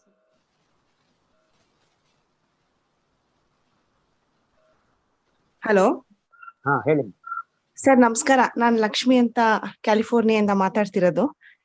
ಮೈಸೂರಿಂದ ನಾನು, ಆದ್ರೆ ಇಲ್ಲಿರ್ತೀನಿ. ನಿಮ್ದು ಎಲ್ಲ ನಾವು ಫಾಲೋ ಮಾಡ್ತಾ ಇದೀವಿ. ಆದ್ರೆ ಬೇಸಿಕಲಿ ದಿಸ್ ಕ್ವೆಶ್ಚನ್ ಎಲ್ಲರಿಗೂನು ಅಂದ್ರೆ ಈಗ ನನಗೆ 2 ಮಕ್ಕಳಿದ್ದಾರೆ. ಮಕ್ಕಳಿರೋ ತಾಯಿಗಳು ಯಾವ ತರ ಅಂದ್ರೆ ನಾವ್ ಎಷ್ಟು ಸಿರಿಧಾನ್ಯ ತಿಂತೀವೋ ಒಂದೊಂದು ಟೈಮು ಅಂತ ಇರತ್ತಲ್ಲ, ನೇಚರ್ ಫಿಕ್ಸ್ ಮಾಡಿರೋದು. ಬೆಳಗ್ಗೆ ಬ್ರೇಕ್ಫಾಸ್ಟ್ ಜನರಲಿ ಇಷ್ಟೊತ್ತಿಗೆ ತಿನ್ಬೇಕು, ಯಾವ್ದೋ ಟೈಮ್ಗೆ ಎದ್ದು ಯಾವ್ದೋ ಟೈಮ್ಗೆ ತಿನ್ನೋದು. ಅದ್ರ ಬಗ್ಗೆ ಸ್ವಲ್ಪ ಹೇಳ್ತೀರಾ ಸರ್? ತುಂಬಾ ಸಿಂಪಲ್ ಆಗಿದೆ ಅಮ್ಮ. ಸರ್ಕೇಡಿಯನ್ ಸರ್ಕಲ್ಸ್ ಅಂತ, ಯಾವಾಗ ನಮ್ಮ ಡೈಜೆಸ್ಟಿವ್ ಟ್ರ್ಯಾಕ್ಟ್ ಆಕ್ಟಿವೇಟ್ ಆಗುತ್ತೆ ಅನ್ನೋದು ನಮ್ಮ ಸಾಧು ಸಂತರು ಪೂಜ್ಯರು ಯಾವಾಗಲೂ ಹೇಳ್ಕೊಟ್ಟಿದ್ದಾರೆ. ಸೊ ನೀವು ಸೂರ್ಯೋದಯ ಸಮಯಕ್ಕೆ ಒಂದು ಅರ್ಧ ಗಂಟೆ ಮುಂಚೆ ಹೇಳಿದ್ರೆ, before 8 AM to 9 maximum 9 AM ಒಳಗಡೆ ಹೊಟ್ಟೆ ತುಂಬ ತಿನ್ರಿ. ಅಂಡ್ ದೆನ್ ಆಫ್ಟರ್ನೂನ್ ಸ್ವಲ್ಪ ತಿನ್ರಿ, ರಾತ್ರಿ ಇನ್ನೂ ಸ್ವಲ್ಪ ತಿನ್ರಿ. If you are aged people like 45 age ಆದ್ಮೇಲೆ. ಸಣ್ಣ ಪುಟ್ಟ ಮಕ್ಕಳಿಗೆ ಯಾವುದು ಏನು ಯೋಚನೆ ಮಾಡಬೇಕಾಗಿಲ್ಲ. ಹಸುವಾದಾಗ ತಿನ್ಬೇಕು. 5 ಸತಿ ಹಸುವಾದ್ರೆ 5 ಸತಿ ಊಟ ಕೊಡಿ ಅಷ್ಟೇ, ಏನಿಲ್ಲ. See, the rules come into picture only after 15 years of age. Till then, whatever they are hungry, you feed them. They are not hungry, don't feed them. Very simple rule. ಆಯ್ತಾ? ಬಟ್ ಓವರ್ ಎಲ್ಲರೂ ತಿನ್ಬೇಕಾಗಿದ್ದು ಸೂರ್ಯ ಸಮಯದಕ್ಕೆ, ಸೂರ್ಯೋದಯದ ಆದ್ಮೇಲೆ 2-3 ಗಂಟೆಯಲ್ಲಿ ಎಲ್ಲರಿಗೂ ಹಸುವಾಗುತ್ತೆ. ಎಲ್ಲಾರ್ಗು ಒಳ್ಳೆ time ಅದು. ಎಲ್ಲರೂ ತಿನ್ಬೇಕು. Whether you are in America, whether you in India, whether anywhere you are, between 7:30 to 9 AM is the best time to eat complete meals. ಚೆನ್ನಾಗಿ ಊಟ ಮಾಡ್ರಿ. ಅದು ಇಡ್ಲಿ ಮಾಡ್ಕೊ, ದೋಸೆ, ಏನಾದ್ರೂ ತಿನ್ರಿ, ಹೊಟ್ಟೆ ತುಂಬಾ ತಿನ್ರಿ. No diet. ಈ ಡಯಟ್ ಅನ್ನೋ ಪದ ಬಳಸ್ಬೇಡ್ರಿ. ನಾವು ಹೇಳೋದು ಆಹಾರ ಪದ್ಧತಿ. ಸೊ ಇದು ಡಯಟ್ ಅಲ್ಲ. ಚೆನ್ನಾಗಿ ಊಟ ಮಾಡ್ರಿ. ಮಧ್ಯಾಹ್ನ ಹೊತ್ತು ಕಮ್ಮಿ ತಿನ್ರಿ, ರಾತ್ರಿಗೆ ಇನ್ನೂ ಕಮ್ಮಿ ತಿನ್ರಿ. Very simple. ಅದರಲ್ಲಿ ನೀವು ಹಣ್ಣುಗಳನ್ನ ತುಂಬಿಸ್ಕೋಬಹುದು. ಮಧ್ಯಾಹ್ನ ಸಿರಿಧಾನ್ಯ ಇಲ್ಲದೆ ಬರೀ ಹಣ್ಣು, ಮಜ್ಜಿಗೆ ಆ ಥರ ಮಾಡ್ಕೋಬಹುದು ದೊಡ್ಡವರಾದ್ರೆ. ಚಿಕ್ಕವರಾದ್ರೆ ಯಾವುದೋ ಒಂದಿಷ್ಟು ಅನ್ನ, ಒಂದಿಷ್ಟು ಇಡ್ಲಿನೋ ಪೂರಿನೋ ಏನೋ ಒಂದು ತಿನ್ರಿ. ಅಂದ್ರೆ ಬೆಳಗ್ಗೆ ತಿನ್ನೋದಕ್ಕಿಂತ ಮಧ್ಯಾಹ್ನ ಕಮ್ಮಿ ಇರಬೇಕು, ಮಧ್ಯಾಹ್ನಕ್ಕಿಂತ ರಾತ್ರಿಗೆ ಇನ್ನೂ ಕಮ್ಮಿ ಇರಬೇಕು. This is the way you want to eat. Of course ನನ್ನ ಅಭಿಪ್ರಾಯ ಬೆಳಗ್ಗೆ ರಾತ್ರಿ ತಿನ್ರಿ, ಮಧ್ಯಾಹ್ನ ಏನು ತಿನ್ಬೇಡ್ರಿ. ಬೇಕಾದ್ರೆ ಒಂದು ಹಣ್ಣು ಅಥವಾ ಒಂದು ಲೋಟ ಮಜ್ಜಿಗೆ ಆ ಥರ ಮಾಡ್ಕೊಂಡು, ಅದು ಒಳ್ಳೆಯ ಪದ್ಧತಿ. ಬಟ್ ಏನಾಗಿದೆ ಈ ನಡುವೆ ಎಲ್ಲರೂ ಈ ವೆಸ್ಟರ್ನ್ ಅಲ್ಲಿ ಸಿಕ್ಕಾಕೊಂಡು ಬ್ರೇಕ್ಫಾಸ್ಟ್ ಇಷ್ಟು ತಿನ್ನೋದು, ಮಧ್ಯಾಹ್ನ ಇನ್ನೂ ತಿನ್ನೋದು, ರಾತ್ರಿ ಇನ್ನೂ ಜಾಸ್ತಿ ತಿನ್ನೋದು ಆಗಿ ಎಲ್ಲ ತಳ್ಕೊಂಬಳ್ಕ ಆಗೋದು. Sir, now I will hand over to Dilip. Time ಆಗಿದೆ ಅಮ್ಮ, ಕ್ಲೋಸ್ ಮಾಡೋಣ. 8:30 ಆಗ್ತಾ ಬಂದಿದೆ. ಹಾ, ಮಾತಾಡೋ ದಿಲೀಪ್. ಹಾ ಸರ್. ಸೊ ಪಾರ್ಟಿಸಿಪೆಂಟ್ಸ್ ಆಲ್ಮೋಸ್ಟ್ ಸಮಯದ ಅಭಾವ ಇರೋದ್ರಿಂದ ಇನ್ನೂ ಪಾರ್ಟಿಸಿಪೆಂಟ್ ಹ್ಯಾಂಡ್ ರೈಸ್ ಮಾಡಿದ್ದಾರೆ. ಬಟ್ ಇವಾಗ ಸಾರ್ ಯಾರು ಉತ್ತರಿಸಿದ್ರು ಅದರಲ್ಲೂ ನಿಮ್ಮ ಕಾಮನ್ ಪ್ರಾಬ್ಲಮ್ ಇರುತ್ತೆ ಅಂತ ಅನ್ಕೊಂಡು ಅದರಲ್ಲಿ ಎಷ್ಟೊಂದ್ ಜನಕ್ಕೆ ಹೆಲ್ಪ್ ಆಗಿರುತ್ತೆ ಅನ್ಕೊಂಡು ಇದ್ ಮಾಡ್ತಾ ಇದೀವಿ. ಜೊತೆಗೆ ನಿಮ್ಗೆ ಏನೇ ಡೌಟ್ಸ್ ಇದ್ರು ಇಲ್ಲಿ ನಾವು ಗ್ರೂಪ್ ಲಿಂಕ್ಸ್ ನ ಡಿಸ್ಪ್ಲೇ ಮಾಡ್ತಾ ಇದೀವಿ. ತಾವು ದಯವಿಟ್ಟು ಅದಕ್ಕೆ ಸೇರ್ಕೊಂಡು ಫೇಸ್ಬುಕ್ ಅಲ್ಲಿ ಆಗಿರ್ಬೋದು, ವಾಟ್ಸ್ಆಪ್ ಅಲ್ಲಿ ಆಗಿರ್ಬೋದು ನಿಮ್ಮ ಪ್ರಶ್ನೆಗಳನ್ನ ಕೇಳ್ಬೋದು. ನಾವು ಸಾರ್ ಅಂದ್ರೆ ನಾವೆಲ್ಲ ಸೇರ್ಕೊಂಡು ಕ್ರೋಢೀಕರಿಸಿರುವಂತ ಒಂದು ಪ್ರೋಟೋಕಾಲ್ಸ್ ಲಿಸ್ಟ್ ಇರುತ್ತೆ, ನಾವು ಅದನ್ನ ನಿಮ್ಗೆ ಕಳಿಸ್ತೀವಿ, ಅದನ್ನ ಫಾಲೋ ಮಾಡ್ಬೋದು. ಅಂಡ್ ಅದೇ ಹೇಳಿದ್ನಲ್ಲ, ಇನ್ನೊಂದು ತಿಂಗಳಲ್ಲಿ ಹೊಸ ಪ್ರೋಟೋಕಾಲ್ ಅಪ್ಡೇಟೆಡ್ ಲಿಸ್ಟ್ ಬರುತ್ತೆ ನಿಮ್ಗೆ ಎಲ್ಲರಿಗೂ PDF ಅಲ್ಲಿ, ಎಲ್ಲರೂ ಹಂಚ್ಬೋದು. Okay sir. Okay, lastly, if someone wants badly to ask a question, one more last chance. Before we one more lucky chance. Yeah, andre ತುಂಬಾ ಜನ please unmute yourself. Badly wanting to ask. ನಮಸ್ತೆ sir. ಹೇಳಿಪ್ಪ sir. ನಮ್ಮ ತಾಯಿಗೆ ಕಾಲಿನ problem ಇದೆ. ತೋಳದಿಂದ ಇಲ್ಲಿ ಇಮ್ಮಡಿವರೆಗೂ ಹಿಂದೆ ತುಂಬಾ ಒಂಥರ ಜಿಳ್ಳು ಅಂತ ನೋಡ್ತಾ ಇರ್ತದೆ. ಪಿಕ್ಕೆ ಕಾಲ್ ಪಿಕ್ಕೆನಾ? ಹೌದು. ಕಾಲಿನ ತೋಳದಿಂದ ಈ ಇಮ್ಮಡಿವರೆಗೂ ಒಂದು ರಾತ್ರಿ ಹೊತ್ತು ನೋಡ್ತಿರ್ತದೆ ಅಷ್ಟೇ ಸರ್. ಕ್ಯಾಲ್ಸಿಯಂ ಪ್ರಾಬ್ಲಮ್ ಆಗ್ತಾ ಇದೆ. ಎಷ್ಟು ವಯಸ್ಸು? ಹಾರ್ಮೋನ್ ಇಂಬ್ಯಾಲೆನ್ಸ್ ಆಗಿರ್ಬೇಕು. ಅದೇ ಮೆನೋಪಾಸ್ ಎಲ್ಲ ಹಾರ್ಮೋನ್ ಇಂಬ್ಯಾಲೆನ್ಸ್ ಆಗ್ತಾ ಇರುತ್ತೆ. ಸೊ ಗಟ್ಟಿಯಾಗಿ ಕಾಫಿ ಟೀ ಅವೆಲ್ಲ ನಿಲ್ಸಿ ರಾಗಿ ಹಾಲು, ಎಳ್ಳಿನ ಹಾಲು ಇವೆಲ್ಲ ಕುಡಿಯಕ್ ಹೇಳಿ. ಆಮೇಲೆ ನರಗಳ ಸಮಸ್ಯೆ ಅಂತ ಒಂದು ಪ್ರೋಟೋಕಾಲ್ ಇದೆ ಕನ್ನಡದಲ್ಲಿ, ಆ ಪ್ರೋಟೋಕಾಲ್ ಅನ್ನ ಫಾಲೋ ಮಾಡಕ್ ಹೇಳಿ. Okay, thank you very much. ಎಲ್ಲರಿಗೂ ಶುಭರಾತ್ರಿ, ಎಲ್ಲರಿಗೂ ಒಳ್ಳೇದಾಗ್ಲಿ. ಸರ್ವೇ ಜನಾಃ ಸುಖಿನೋ ಭವಂತು. ಎಲ್ಲರೂ ಸಿರಿಧಾನ್ಯ ರಹದಾರಿಯಲ್ಲಿ ನಡೀರಿ, ಎಲ್ಲರಿಗೂ ಒಳ್ಳೇದಾಗತ್ತೆ. Thank you very much Padmaja garu and Dilip garu, Vamshi garu. I saw Vamshi here and there. Yes, thank you all. Good night. Good night sir. Thank you sir. So ಇವತ್ತಿನ ಈ ಸೆಷನ್ ಆಹಾರ ಸರಿ ಇದ್ದಲ್ಲಿ ಔಷಧಿ ಬೇಕಾಗಿಲ್ಲ ಮತ್ತು ಆಹಾರ ಸರಿ ಇಲ್ದಿದ್ರೆ ಔಷಧಿ ಕೆಲಸ ಮಾಡಲ್ಲ, ಇದನ್ನ ಇಲ್ಲಿಗೆ ಮುಗಿಸ್ತಾ ಇದೀವಿ. ಸೊ ಆವಾಗಲೇ ಹೇಳ್ದಂಗೆ ಪಾರ್ಟಿಸಿಪೆಂಟ್ಸ್ ನೀವು ಗ್ರೂಪ್ ಕೊಟ್ಟಿರೋ ಲಿಂಕ್ಸ್ ಮುಖಾಂತರ ನಮ್ಮ ಗ್ರೂಪ್ ಅನ್ನು ಜಾಯ್ನ್ ಆಗಿ, ಮತ್ತೆ Facebook doctor Khader life style ಮತ್ತು ಯೂಟ್ಯೂಬ್ ಅಲ್ಲಿ ಕೂಡ ಅಷ್ಟೇ ಡಾಕ್ಟರ್ ಖಾದರ್ ಲೈಫ್ ಸ್ಟೈಲ್ ಅಂತ ನೀವು ಸರ್ಚ್ ಮಾಡಿದ್ರೆ ಅಲ್ಲಿ ಕಷಾಯಗಳ ಬಗ್ಗೆ ಆಗಿರ್ಬೋದು, ಸಿರಿಧಾನ್ಯ ಮತ್ತೆ ರೆಸಿಪೀಸ್ ಕೂಡ ಇರುತ್ತೆ. ತಾವು ಅಲ್ಲಿ ಜಾಯ್ನ್ ಆಗಿ ನಿಮ್ಮ ಮಾಹಿತಿಯನ್ನು ಪಡ್ಕೋಬಹುದು. So once again thank you all. ಶುಭರಾತ್ರಿ.